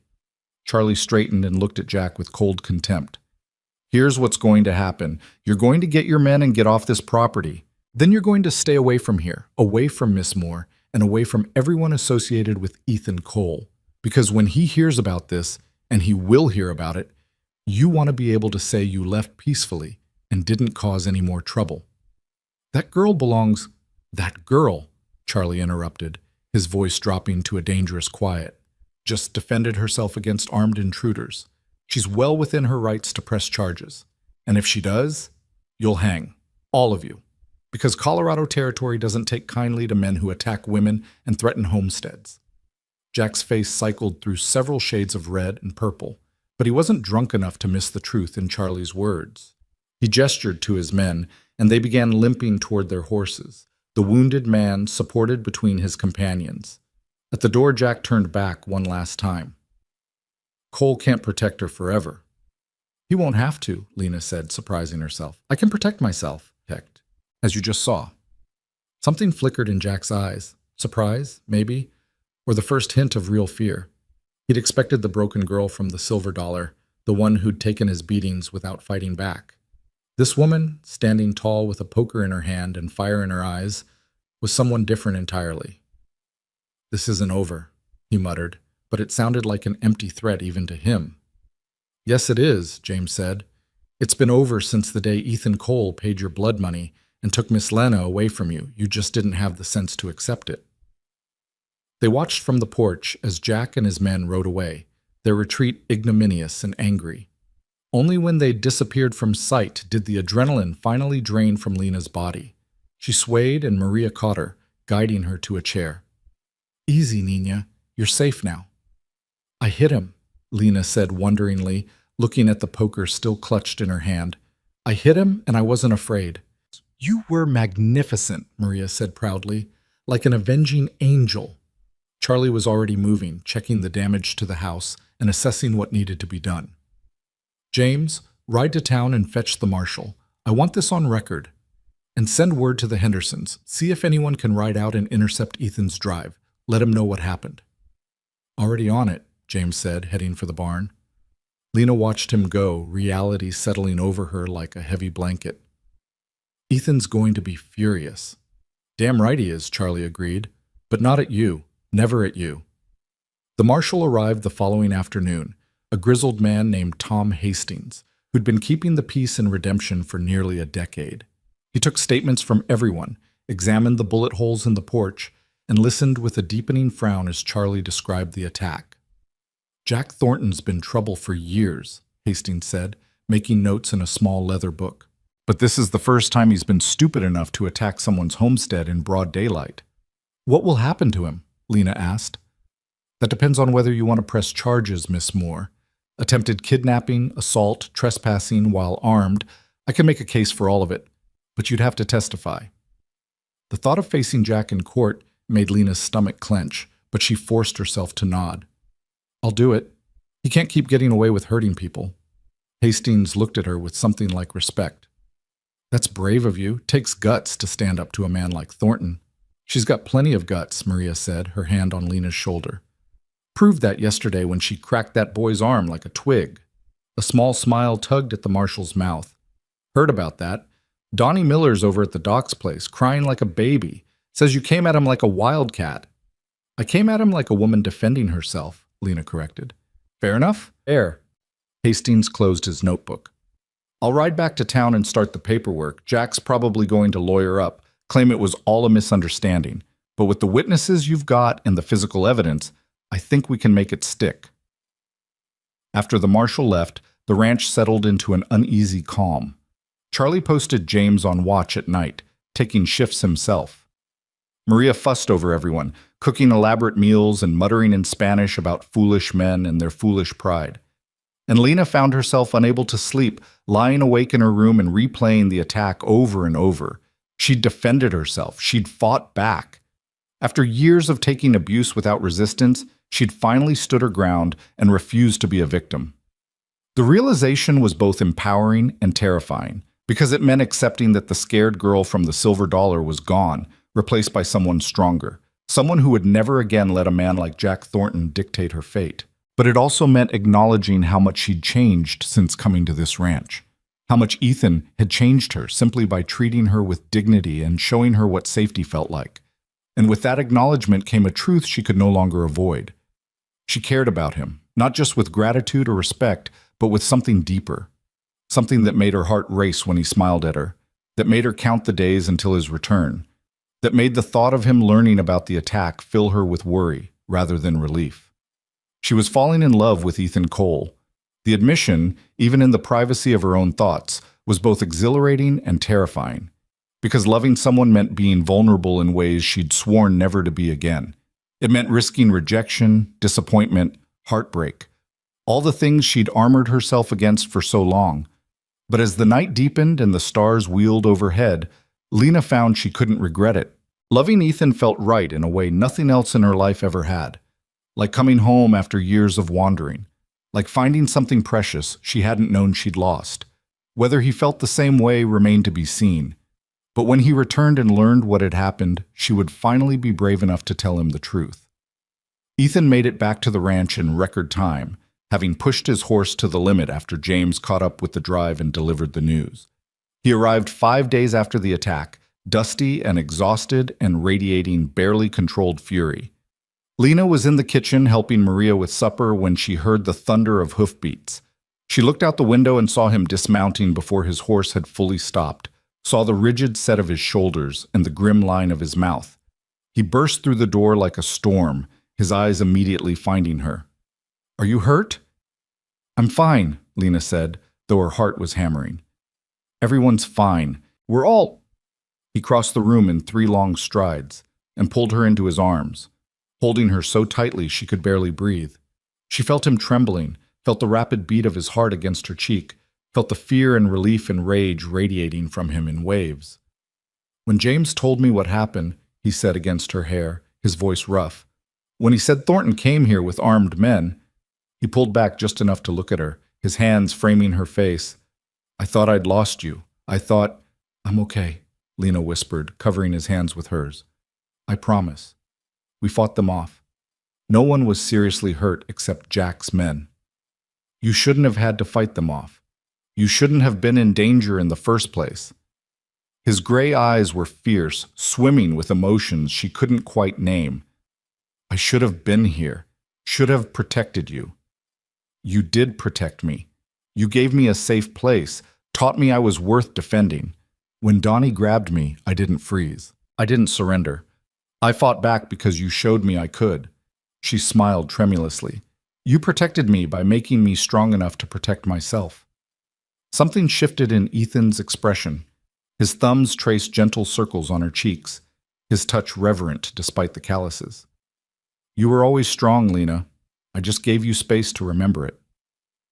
They stood frozen in that moment, the air between them electric with possibility. Maria had tactfully disappeared into the back room. The house was silent except for the tick of the clock and their mingled breathing. "Ethan," Lena began, trying to find the words for what she needed to say. But he spoke first, the words tumbling out as though he couldn't contain them any longer. "I was terrified. When James found us on the trail and told me what happened, I felt like my heart stopped. Not because of the ranch or the property or any of that. Because of you. Because the thought of losing you, of something happening to you while I was gone—" He stopped, his jaw working. "I care about you, Lena. More than I should, probably. More than is wise given everything you've been through. But I can't help it, and I can't pretend anymore that what I feel is just responsibility or duty or—" "Ethan," Lena interrupted gently. He stopped, looking at her with painful hope. "I care about you too," she said, her voice steady despite her racing heart. "I have for a while now. I was afraid to say it because I didn't know if you could ever see me as anything more than someone you rescued. But these past few months, you've become—" She paused, searching for the right words. "You've become the reason I wake up happy.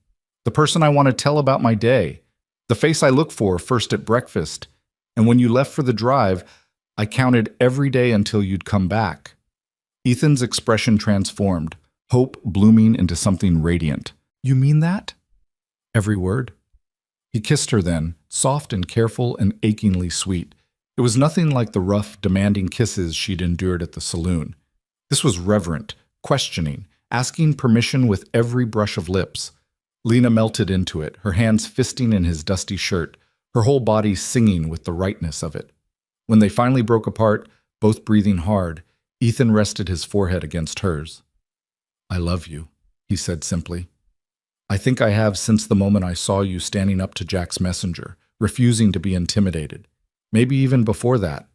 Maybe since the night I brought you home and you looked at me like you couldn't believe kindness was real."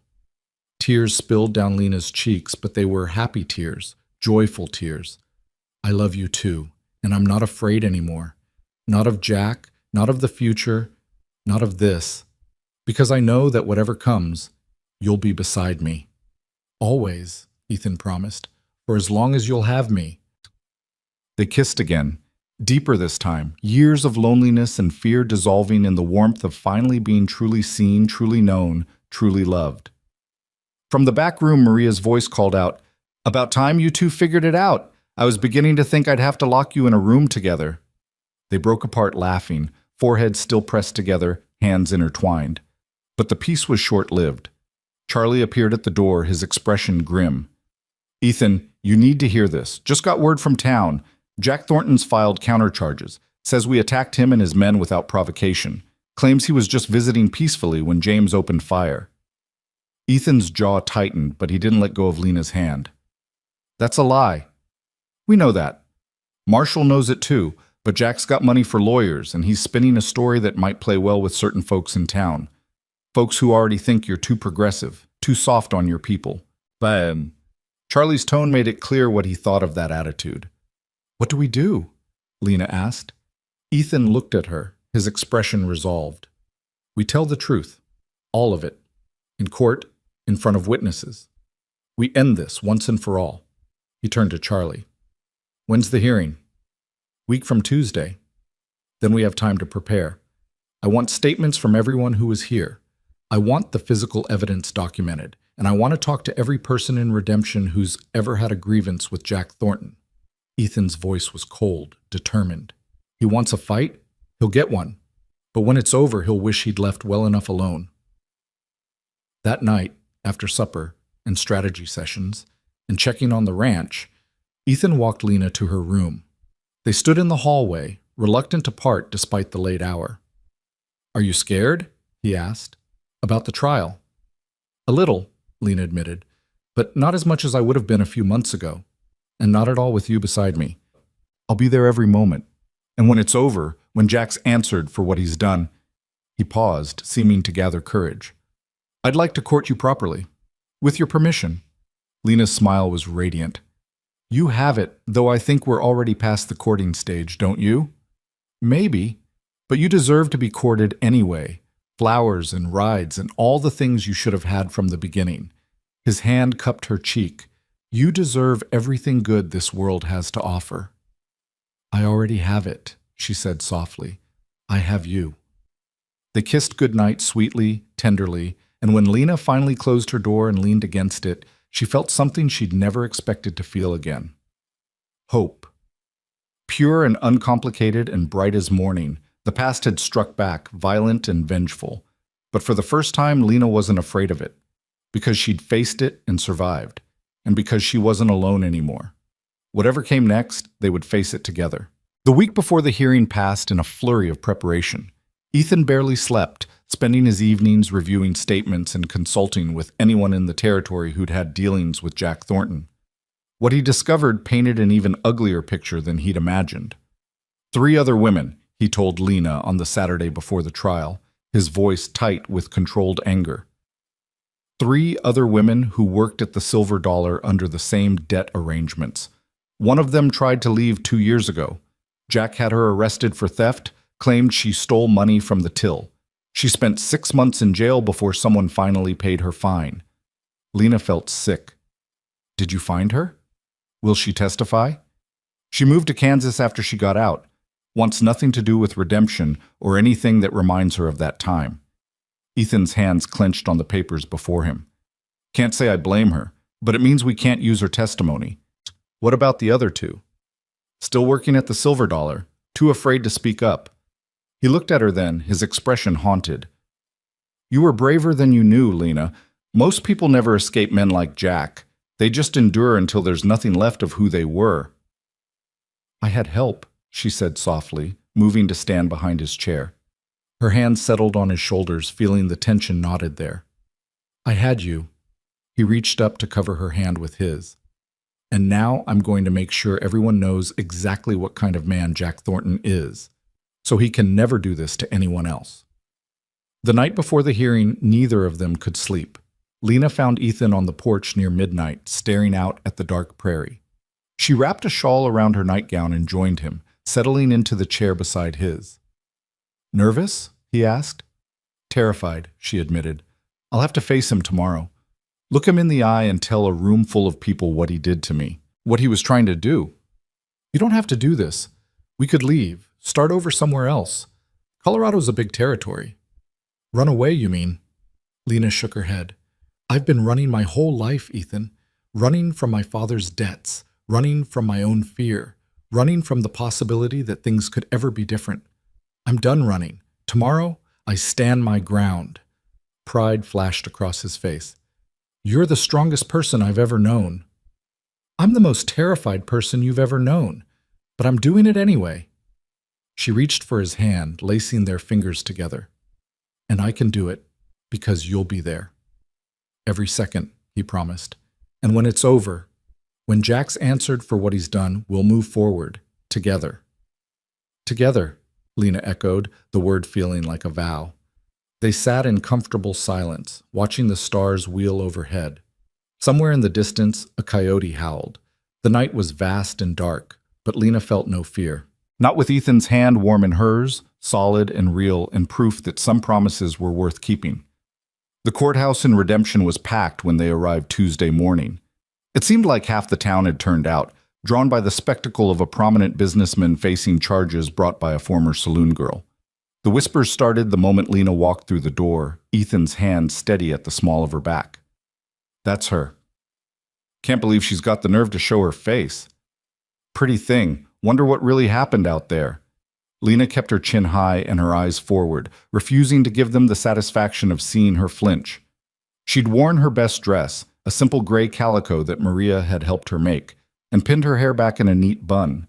She looked respectable, dignified, nothing like the exhausted girl who'd collapsed on the Silver Dollar's floor 4 months ago. Jack sat at the defendant's table with his lawyer, a slick man from Denver named Cornelius Briggs, who'd made his reputation defending mining companies against injury claims.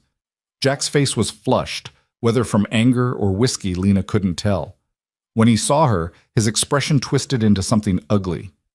All rise for Judge Samuel Morrison, the bailiff called. The judge was a silver-haired man in his 60s, weathered by years on the frontier bench. He had a reputation for fairness, but also for impatience with foolishness. As he settled into his seat and surveyed the crowded courtroom, his mouth thinned with displeasure. This is a preliminary hearing, not a circus, he announced. Anyone who can't maintain proper decorum will be removed. Am I understood?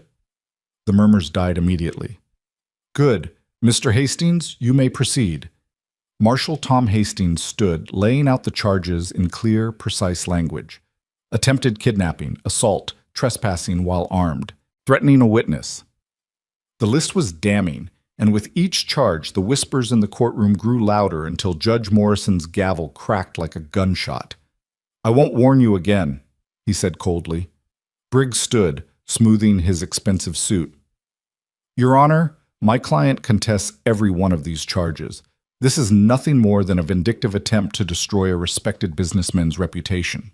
Mr. Thornton went to the Cole Ranch to discuss a legitimate business matter with Miss Moore and was met with unprovoked violence. Legitimate business matter, Ethan muttered beside Lena. That's rich. Mr. Cole, you'll have your chance to speak, the judge said, though his tone wasn't unkind. Mr. Briggs, your client and 3 armed men rode onto private property and, according to multiple witnesses, threatened the occupants. How exactly do you characterize that as a business discussion? My client was concerned about Miss Moore's welfare. She left his employment under suspicious circumstances, and he wanted to ensure she was safe and not being held against her will. The audacity of the lie took Lena's breath away. She felt Ethan tense beside her, saw Charlie's jaw clench from across the aisle. Judge Morrison looked unimpressed. By bringing armed men? The frontier is a dangerous place, Your Honor. My client felt he needed protection. Protection from a 60-year-old woman, a ranch hand, and an unarmed girl? The judge's skepticism was evident. That seems excessive, Counselor. Briggs shifted tactics. Your Honor, the core issue here is whether Miss Moore was free to leave Mr. Thornton's employment or whether she was bound by legitimate debts. My client has documentation showing that Miss Moore's father owed him a substantial sum of money at the time of his death. Those debts legally transferred to his daughter. Debt servitude is illegal, Hastings interjected. This wasn't servitude. It was employment offered in exchange for debt forgiveness. Miss Moore was free to leave at any time, provided she settled her accounts. With money she couldn't possibly earn while working for starvation wages, Ethan said, unable to contain himself. Judge Morrison's gavel came down again. Mr. Cole, I appreciate your passion, but I need you to remain silent unless called upon. Understood? Ethan nodded stiffly. The judge turned back to Briggs. You have documentation of these debts? I do, Your Honor. Briggs produced a sheaf of papers, presenting them with a flourish. Funeral expenses, room and board, wages advanced, clothing provided, all properly recorded and signed. Lena's stomach sank as she recognized her own signature on some of the documents. She'd signed them in a daze of grief and desperation after her father's death, not understanding what they meant, not realizing she was signing away years of her life. But Hastings had been ready for this. Your Honor, I'd like to call Miss Lena Moore to the stand. This was it, the moment Lena had been dreading and preparing for. She stood on shaking legs, acutely aware of every eye in the courtroom following her. Ethan squeezed her hand once before releasing it, his expression full of encouragement and love. The bailiff swore her in, and she settled into the witness chair, her hands clasped tightly in her lap. Miss Moore, Hastings began gently, can you tell the court how you came to work at the Silver Dollar Saloon? Lena took a deep breath. My father was a prospector. He came to Colorado in 1875, chasing silver claims in the hills. I came with him after my mother died. We were going to make a new start. Her voice wavered slightly. He died in a mine collapse in March of 1876. I was 19 years old, alone, with no family and no money. Jack Thornton came to me and said my father owed him for supplies, for filing fees, for various debts. He said if I worked for him at his saloon, he'd forgive the debts and provide me with room and board. Did he specify how long you would need to work to clear these debts? No, sir. He just said until they were paid off. And did he ever tell you how much the debts totaled? Not exactly. The amount seemed to change. Every time I asked, he'd add something new. Rent for the room, cost of my dresses, food I ate. By the end, he was claiming I owed him over $300. A murmur ran through the courtroom.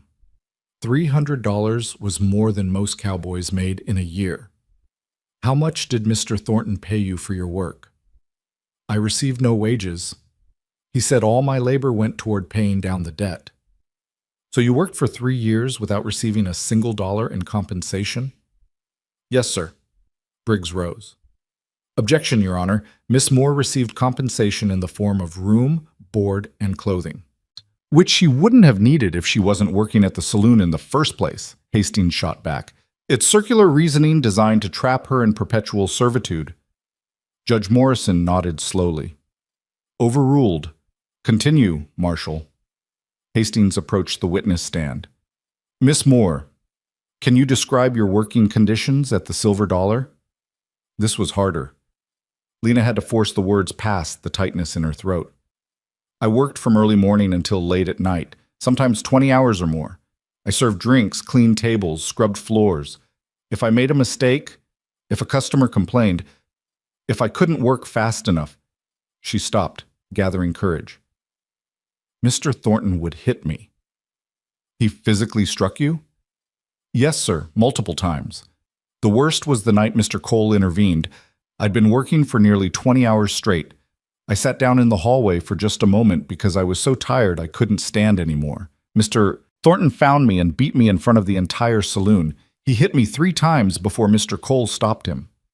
Did anyone else try to stop him? No, sir. They just watched. The courtroom was utterly silent now. Even those who'd come expecting a show seemed sobered by the quiet horror in Lena's testimony. What happened after Mr. Cole intervened? He paid my debts, $300 in cash. Then he took me to his ranch and offered me honest work for fair wages. No threats, no conditions, no violence, just work. And on August 15th of this year, what happened? Lena described the attack in careful detail. Jack's arrival with armed men, his threats, the shooting, her own defense with the poker. Her voice remained steady, clinical, as though she were describing events that had happened to someone else. Thank you, Miss Moore, Hastings said when she finished. Your witness, Mr. Briggs. The lawyer approached with a sympathetic expression that made Lena's skin crawl. Miss Moore, I'm sorry for what you've been through, truly, but I need to ask you some difficult questions. I understand. You say Mr. Thornton beat you, but you have no scars, no permanent injuries. Isn't it possible you're exaggerating what happened? The bruises healed, the fear didn't. But you admit the bruises healed, so the injuries couldn't have been that severe. Lena met his eyes steadily. He broke my spirit for 3 years, Mr. Briggs. That's a different kind of injury, one that takes longer to heal. Briggs's expression flickered with annoyance. You also claim you were working 20-hour days, yet you were well-fed, clothed, housed. Doesn't that suggest Mr. Thornton was taking adequate care of you? He kept me alive enough to keep working. That's not the same as care. Miss Moore, isn't it true that you and Mr. Cole have developed a personal relationship since you left the Silver Dollar? The question hung in the air like a threat. Lena felt heat rise to her cheeks but refused to look away. Yes. A romantic relationship? Yes. So isn't it possible that your testimony here today is colored by your desire to please Mr. Cole? That you're exaggerating or even fabricating these claims to justify his interference in Mr. Thornton's business? Before Lena could answer, Ethan was on his feet. How dare you? The gavel cracked. Mr. Cole, sit down or I'll have you removed. Ethan sat, but his eyes burned with fury. Lena spoke into the silence, her voice clear and strong. My relationship with Ethan Cole began after he rescued me from a beating. I love him because he showed me what it means to be treated with dignity. If anything, my feelings for him prove how wrong Jack Thornton was. Because Ethan has never once raised his hand to me, never threatened me, never made me feel like I was less than human. He's everything Jack Thornton isn't, and that's exactly why I'm telling the truth here today. The courtroom erupted. Judge Morrison hammered his gavel repeatedly, calling for order. When the noise finally subsided, his expression was thoughtful. Miss Moore, you may step down. Mr. Briggs, do you have further witnesses? I called Jack Thornton to the stand. Jack lumbered to the witness chair, his bulk making it creak. Under oath, he spun a tale of benevolent employer wronged by an ungrateful employee. According to him, Lena had been treated with nothing but kindness. The debts were legitimate. The work conditions were standard for the industry, and the beating Ethan had witnessed was merely a justified disciplinary action for sleeping on the job. She was lazy, Jack said, his voice taking on a wheedling tone. Always trying to get out of work. I had to be firm with her, make sure she understood the expectations. Firm, Hastings repeated when his turn came for cross-examination. Is that what you call hitting a woman half your size? I never hit her that hard, and only when she deserved it. So you admit you struck her? Jack's face reddened. I disciplined my employee. That's within my rights. Actually, Mr. Thornton, it's not. Striking an employee is assault under territorial law, regardless of your justification. Hastings let that sink in. Now, let's talk about August 15th. Why did you go to the Cole Ranch? To check on Lena, make sure she was all right. By bringing 3 armed men? The frontier's dangerous. I needed protection. Protection from what exactly? Mr. Cole's ranch is one of the most respected operations in the territory. From Cole himself, man's got a temper. A laugh escaped from someone in the gallery. Even the judge looked skeptical. Mr. Thornton, multiple witnesses say you threatened Miss Moore and attempted to force her to return with you. Is that checking on her welfare? I was offering her the chance to come back. Better working conditions, higher pay. She belonged... He stopped himself, but the damage was done. She belonged to you? Hastings pressed. Is that what you were going to say? She owed me money. That debt created an obligation that Mr. Cole paid in full. The debt no longer exists. He can't just buy a person. No, Mr. Thornton, he can't. But you seem to think you can, and that's exactly what this case is about. The cross-examination continued for another hour, with Briggs repeatedly objecting and Jack growing increasingly flustered. By the time Hastings was finished, Jack's story had more holes than a mining sieve. The marshal called Charlie, James, and Maria to the stand, each providing testimony that corroborated Lena's account. Charlie described finding the wounded men and the evidence of gunfire. James detailed the threats Jack had made and his own warning shots. Maria spoke passionately about Lena's condition when she first arrived at the ranch, the bruises and fear and exhaustion. "That child looked like she'd been through hell," Maria said fiercely. "And the man who put her through it is sitting right there, acting like he's the victim. It's disgusting."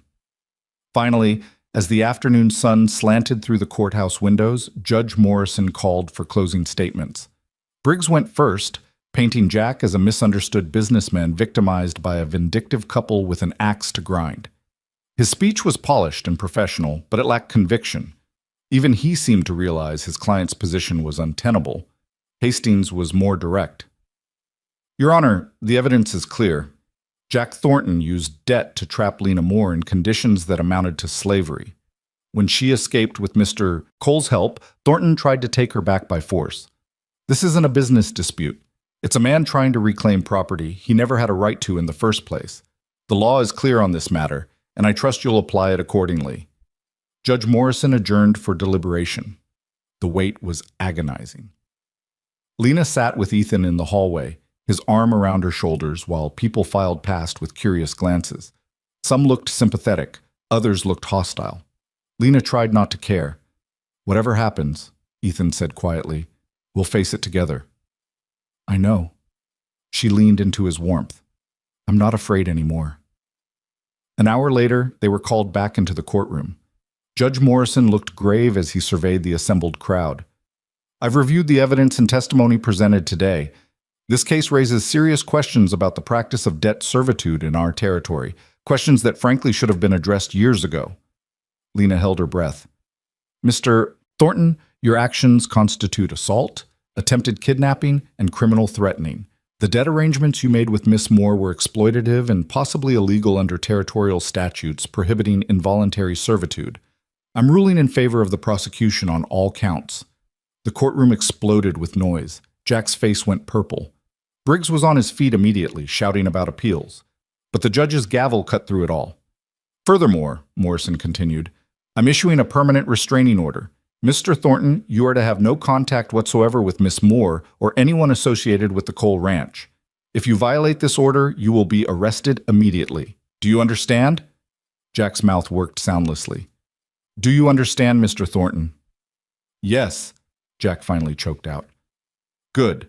Sentencing will be in 2 weeks. Marshal Hastings will determine the specific charges.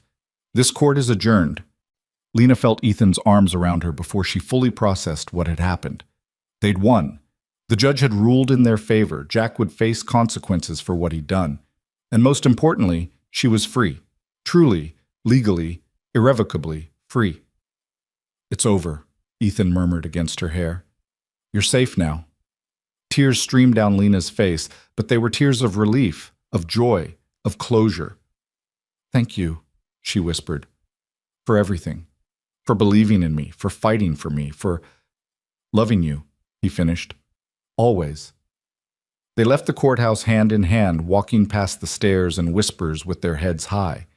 Outside, the late afternoon sun painted Main Street in gold, and the air smelled of dust and possibility. Charlie, James, and Maria were waiting by the wagon, all three beaming. "Well done, Nina," Maria said, pulling Lena into a fierce embrace. "You were magnificent in there." "We all were," Lena said. "I couldn't have done it without you." As they climbed into the wagon for the ride home, Ethan turned to Lena with a question in his eyes. "There's something I want to ask you, something I've been thinking about for weeks." Lena's heart skipped. "What is it?" "Not here. When we get home. I want to do this right." The ride back to the ranch felt both endless and too short. By the time they arrived, the sun was setting, painting the sky in shades of pink and orange and purple. Ethan helped Lena down from the wagon, then led her away from the house toward the small rise where they could see the prairie stretching to the horizon. "Lena Moore," he began, taking both her hands in his. "4 months ago, I walked into that saloon and saw something that changed my life. Not just a woman in trouble, but someone extraordinary who'd been beaten down but not broken. Someone who deserved better than what this world had given her." "Ethan, let me finish. These past months, watching you heal and grow and become who you were always meant to be, has been the greatest privilege of my life. You're strong and brave and kind, and I love you more than I thought it was possible to love anyone." He dropped to one knee, and Lena's breath caught. "I don't have a ring yet, but I have a question. Will you marry me? Will you be my partner in this ranch and in this life? Will you let me spend the rest of my days proving that you made the right choice?" Lena was crying again, but these were the best tears she'd ever shed. "Yes," she said, pulling him to his feet. "Yes. 1,000 times, yes." They kissed as the sun disappeared below the horizon, two people who'd found each other against all odds, who'd fought for the right to build a life together, who'd proven that sometimes love was enough to overcome even the darkest past. When they finally returned to the house, Maria took one look at their faces and let out a whoop of joy. "About time. I was beginning to think you'd never ask her properly." "You knew?" Ethan asked. "Everyone knew. You two were the only ones dancing around it." She pulled them both into an embrace. "I'm so happy for you both." That night, sitting around the table with the people who'd become her family, Lena felt something she'd never experienced before. Not just safety or happiness, but belonging. She belonged here, in this house, with these people, building a future she'd chosen for herself. Jack Thornton would be sentenced in 2 weeks. The restraining order meant he could never threaten her again. And even if he tried, she knew she had the strength to face him, because she wasn't the broken girl from the Silver Dollar anymore. She was Lena Moore, soon to be Lena Cole, a woman who'd claimed her freedom and found her home, a woman who'd learned that sometimes the best revenge against those who'd tried to destroy you was simply living well. And that was exactly what she intended to do. The wedding took place on a crisp October morning, 2 months after the trial that had finally severed every chain binding Lena to her past. The air carried the first hint of approaching winter, sharp and clean, and the aspens on the hillsides had turned to gold. It was a small ceremony, held at the ranch with only their closest friends in attendance, but to Lena it felt more significant than any grand affair in a cathedral could have been. She wore a dress Maria had helped her sew, cream-colored silk with delicate lace at the collar and cuffs. It was the first truly beautiful thing she'd ever owned, made with her own hands for a purpose that filled her with joy rather than dread. As she stood before the traveling minister who'd agreed to perform the ceremony, Ethan's hands warm in hers, she felt the weight of her old life finally lift away completely. "I, Ethan Cole, take you, Lena Moore, to be my wife," Ethan said, his voice steady but his eyes bright with emotion. "I promise to stand beside you in times of plenty and times of want, in sickness and in health, in joy and in sorrow. I promise to protect you, cherish you, and honor you for all the days of my life." Lena's voice trembled as she repeated her own vows, but not from fear. "I, Lena Moore, take you, Ethan Cole, to be my husband. I promise to be your partner in all things, to build a life with you based on trust and love and mutual respect. I promise to stand with you through whatever challenges come our way, knowing that together we're stronger than we could ever be alone." When the minister pronounced them husband and wife, Ethan kissed her gently, reverently, as though she were something precious and fragile. But Lena knew she wasn't fragile anymore. She'd been tested by fire and emerged tempered like steel.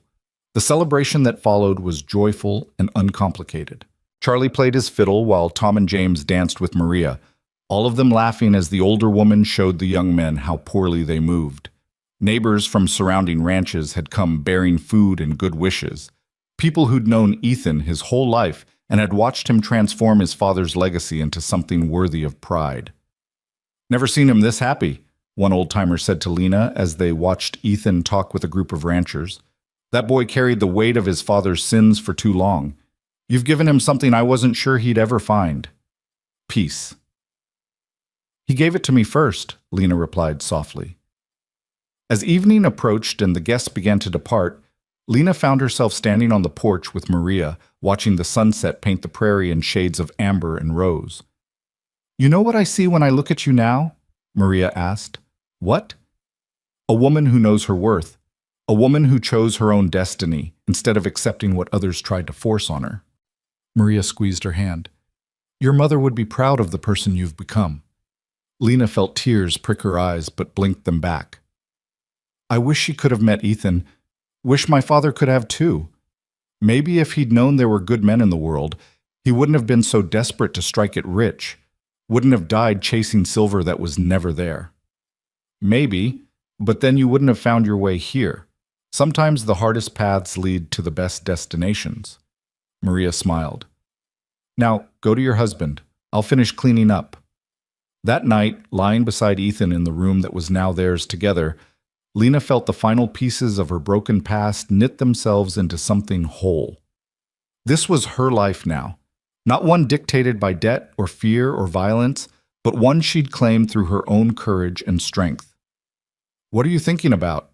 Ethan asked, his arm draped around her waist.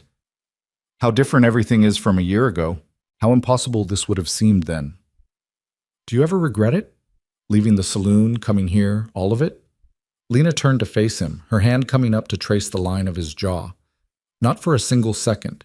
You gave me the chance to remember who I was before fear took over. You showed me what love looks like when it's real and freely given. How could I ever regret that?" He kissed her forehead, her cheeks, her lips. "I'm the one who should be grateful. You trusted me when you had every reason not to trust any man ever again. That's a gift I'll never take for granted." They made love slowly, tenderly, discovering each other with the patience of two people who knew they had all the time in the world. And when Lena finally drifted to sleep in her husband's arms, she dreamed not of the past, but of the future stretching bright and limitless before them.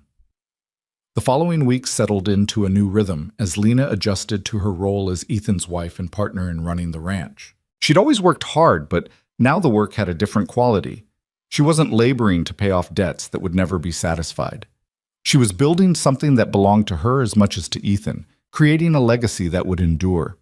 She learned the business side of ranching from Ethan, studying the account books and understanding the economics of cattle prices and seasonal markets. She learned animal husbandry from Charlie, how to spot illness in livestock and treat minor injuries. From James, she learned to ride properly, graduating from the gentle mare they'd started her on to a spirited paint horse she named Freedom. And from Maria, she continued learning the domestic arts, though now she experimented with her own recipes and methods, finding confidence in her own judgment. But the greatest change came in how the community viewed her. At first, there'd been whispers and speculation about the former saloon girl who'd married Ethan Cole. Some people questioned her character. Others suggested she'd trapped him somehow, used feminine wiles to ensnare a decent man. Lena heard the gossip and refused to let it wound her. "Let them talk," she told Ethan when he fumed about the latest rumor making rounds in Redemption. "Their opinions don't change who we are or what we've built together." "It's not right. You deserve respect." "I have respect. From you, from Maria and the Hands, from the people whose opinions actually matter. The rest will come in time, or it won't. Either way, I'm not going to let small-minded gossip steal my peace." Her wisdom proved correct. As months passed and people saw how the ranch thrived under their joint stewardship, saw how happy and healthy Lena looked, saw the genuine partnership between husband and wife, the whispers began to change. Respect, grudging at first but growing more genuine over time, replaced the suspicion. The first real test came in late November when Lena accompanied Ethan into Redemption for supplies. She hadn't been back to town since the trial, hadn't walked these streets as a free woman. As they drove down Main Street past the Silver Dollar where her nightmare had begun, Lena felt her pulse quicken, but it was anticipation rather than fear that made her heart race. They stopped at the general store, and Lena walked in with her head high, Ethan's hand resting supportively at her back. The proprietor, Mr. Henderson, greeted them warmly. "Mrs. Cole, Mr. Cole, good to see you both. What can I help you with today?" Mrs. Cole. The name still gave Lena a thrill. "We need flour, sugar, coffee, and some yard goods if you have any new stock." As Henderson gathered their order, his wife emerged from the back room. Mrs. Henderson was a formidable woman who'd lived in Redemption since its founding and whose opinion carried considerable weight. She looked Lena up and down with sharp eyes. "You're looking well, dear," she said finally. "Marriage agrees with you." "Thank you, ma'am. I'm very happy."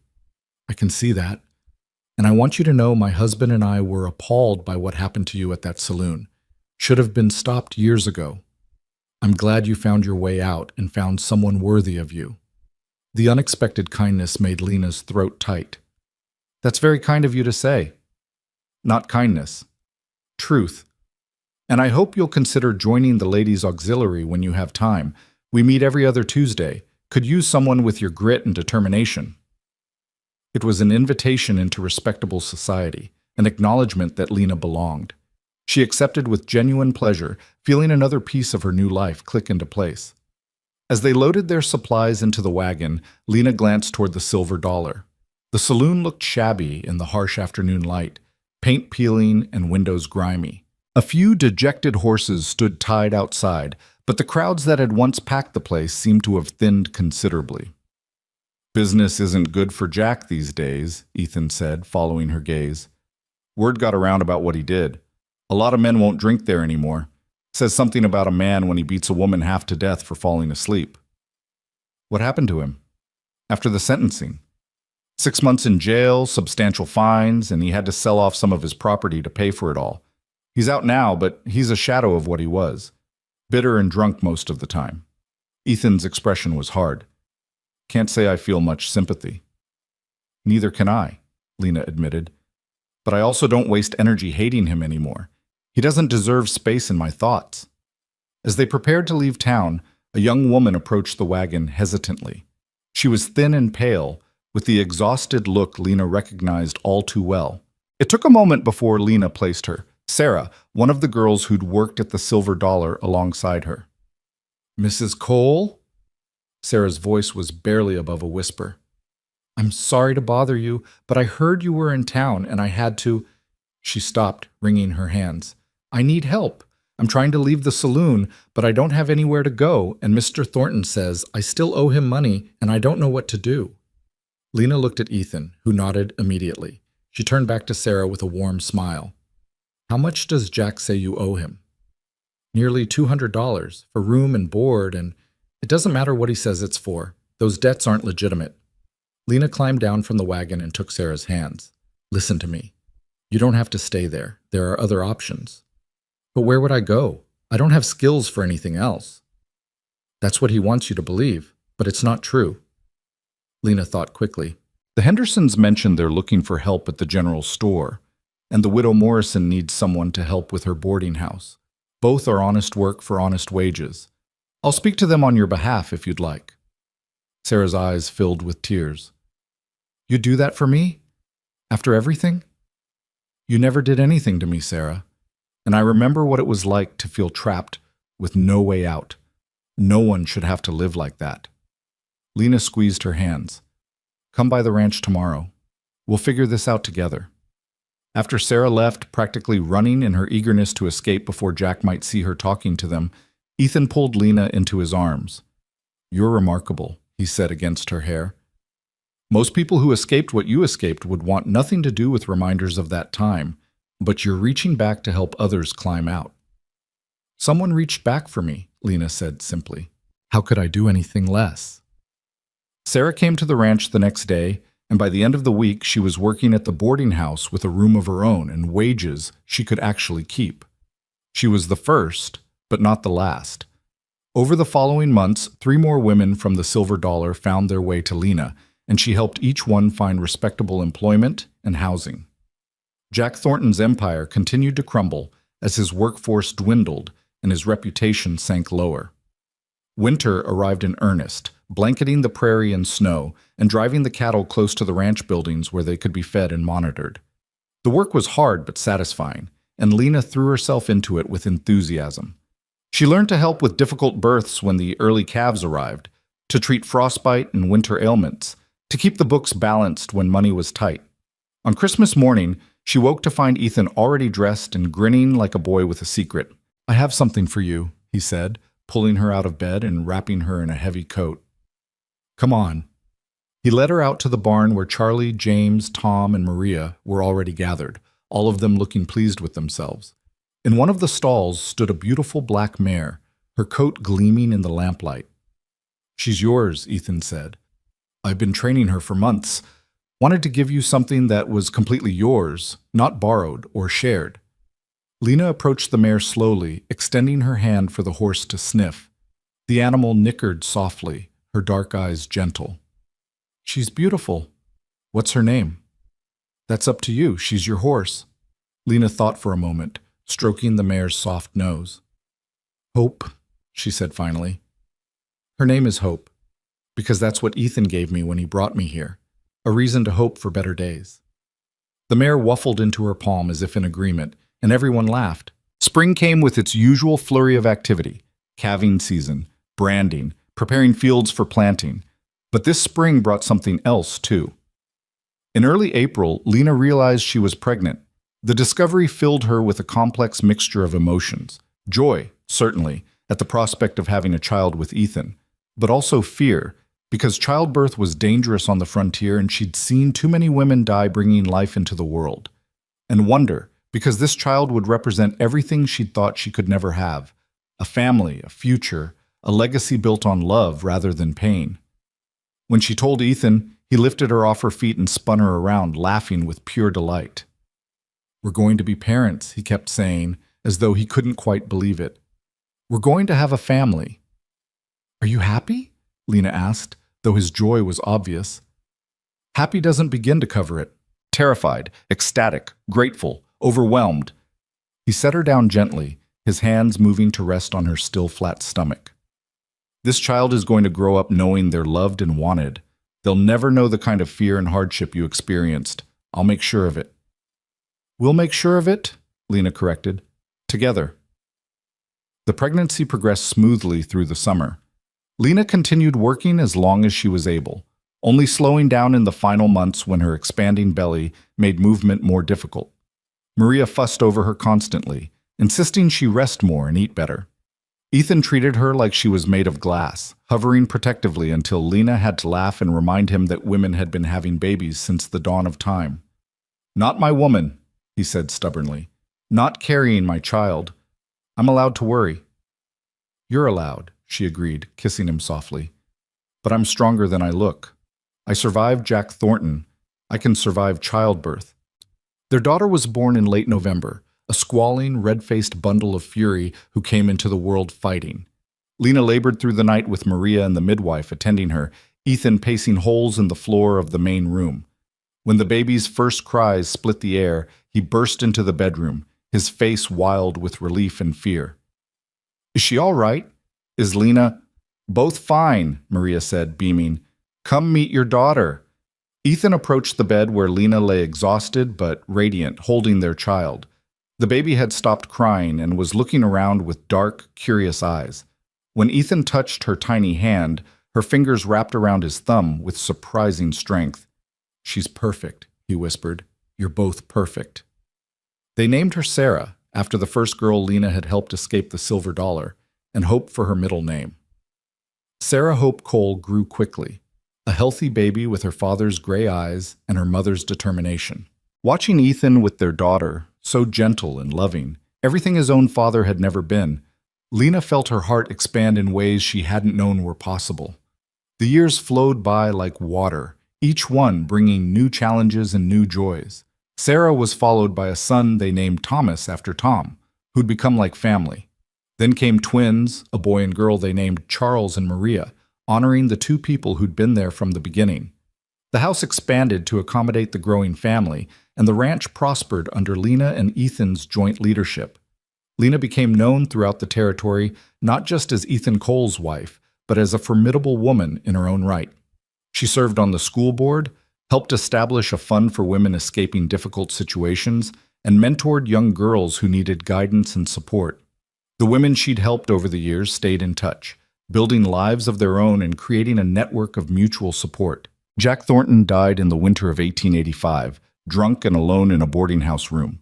The silver dollar had closed 2 years earlier, unable to compete once its unsavory reputation became widely known.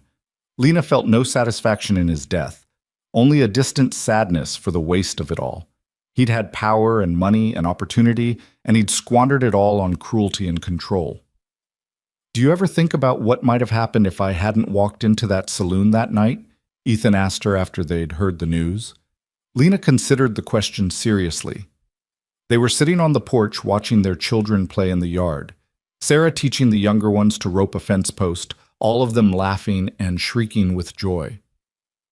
"I try not to," she admitted, "because that path leads to a darkness I don't want to revisit. I'm just grateful you did walk in, that you saw someone worth saving when I'd stopped seeing it in myself. I didn't save you, Lena. I just gave you the space to save yourself. Then I'm grateful for that space, and for everything that came after. By 1890, the ranch had grown into one of the most successful operations in Colorado Territory. Lena and Ethan were respected members of the community, their marriage held up as an example of partnership and mutual devotion. Their children were thriving, each one inheriting their parents' strength and compassion. On a warm summer evening, as they celebrated their 12th wedding anniversary, Lena stood on the porch watching the sunset paint the prairie gold. Sarah, now 11, was helping her father with the evening feeding. The younger children were supposedly washing up for supper, though the shrieks of laughter from inside suggested a water fight had broken out. Maria, now in her 70s but still spry, joined Lena on the porch. "You did good, Nina," she said, using the old endearment. "Built yourself quite a life." "We did good," Lena corrected. "All of us together." "True enough.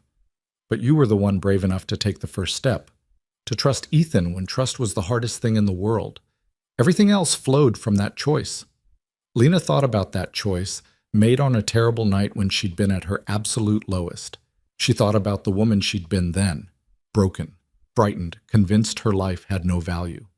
And she thought about the woman she'd become, strong, confident, surrounded by love and purpose. "Do you know what the best part is?" Lena asked. "What's that?" "The children will never know what it's like to be powerless. They're growing up knowing they're valued and loved, that their voices matter, that they have choices. Sarah wants to be a teacher. Tom wants to study law. The twins are still figuring things out, but they have time. They have everything I never did at their age." "That's your legacy," Maria said. "Not just breaking free yourself, but making sure the next generation never has to experience what you did." As the sun dipped below the horizon and the first stars began to appear, Ethan called everyone in for supper. The table was crowded and noisy, filled with the beautiful chaos of family life. Lena looked around at the faces she loved most in the world, her husband, her children, the people who'd become her chosen family, and felt a peace so complete it brought tears to her eyes. This was what freedom looked like. Not just the absence of chains, but the presence of love. Not just surviving, but thriving. Not just existing, but living with intention and purpose and joy. After the children were in bed and the house had quieted, Lena and Ethan returned to the porch, their customary evening ritual. The prairie stretched before them, vast and dark and studded with stars. "Do you ever regret it?" Lena asked, echoing his question from years ago. "Taking a chance on a broken girl from a saloon?" Ethan pulled her close, his arm warm around her shoulders. "That broken girl became the strongest woman I've ever known. She built a family, ran a ranch, changed lives, and showed me what real courage looks like. So no, Lena, I've never regretted it for a single moment." "Good," she said, resting her head against his shoulder. "Because I intend to keep you around for a long, long time." They sat in comfortable silence, watching the stars wheel overhead. Somewhere in the distance, a coyote howled. The wind whispered through the grass, carrying the scent of sage and pine. And in that moment, surrounded by everything they'd built together, Lena felt the final ghost of her past dissolve into the night. She was no longer the girl who'd been beaten for falling asleep at work. She was Lena Cole, wife, mother, rancher, advocate, survivor. A woman who'd claimed her freedom and used it to build a life that mattered. A woman who'd proven that the darkest beginnings could lead to the brightest futures, if you were brave enough to reach for them. And when the cowboy who'd once promised that no more hands would ever touch her pulled her close and kissed her temple, Lena smiled. Because he'd kept that promise, and so many others besides. They'd built something beautiful out of the ruins of her old life. Something lasting and real and full of love. And that, Lena knew, was the best revenge of all. Not against those who'd tried to destroy her, but against the darkness itself. She'd survived. She'd healed. She'd thrived. She'd won. The end.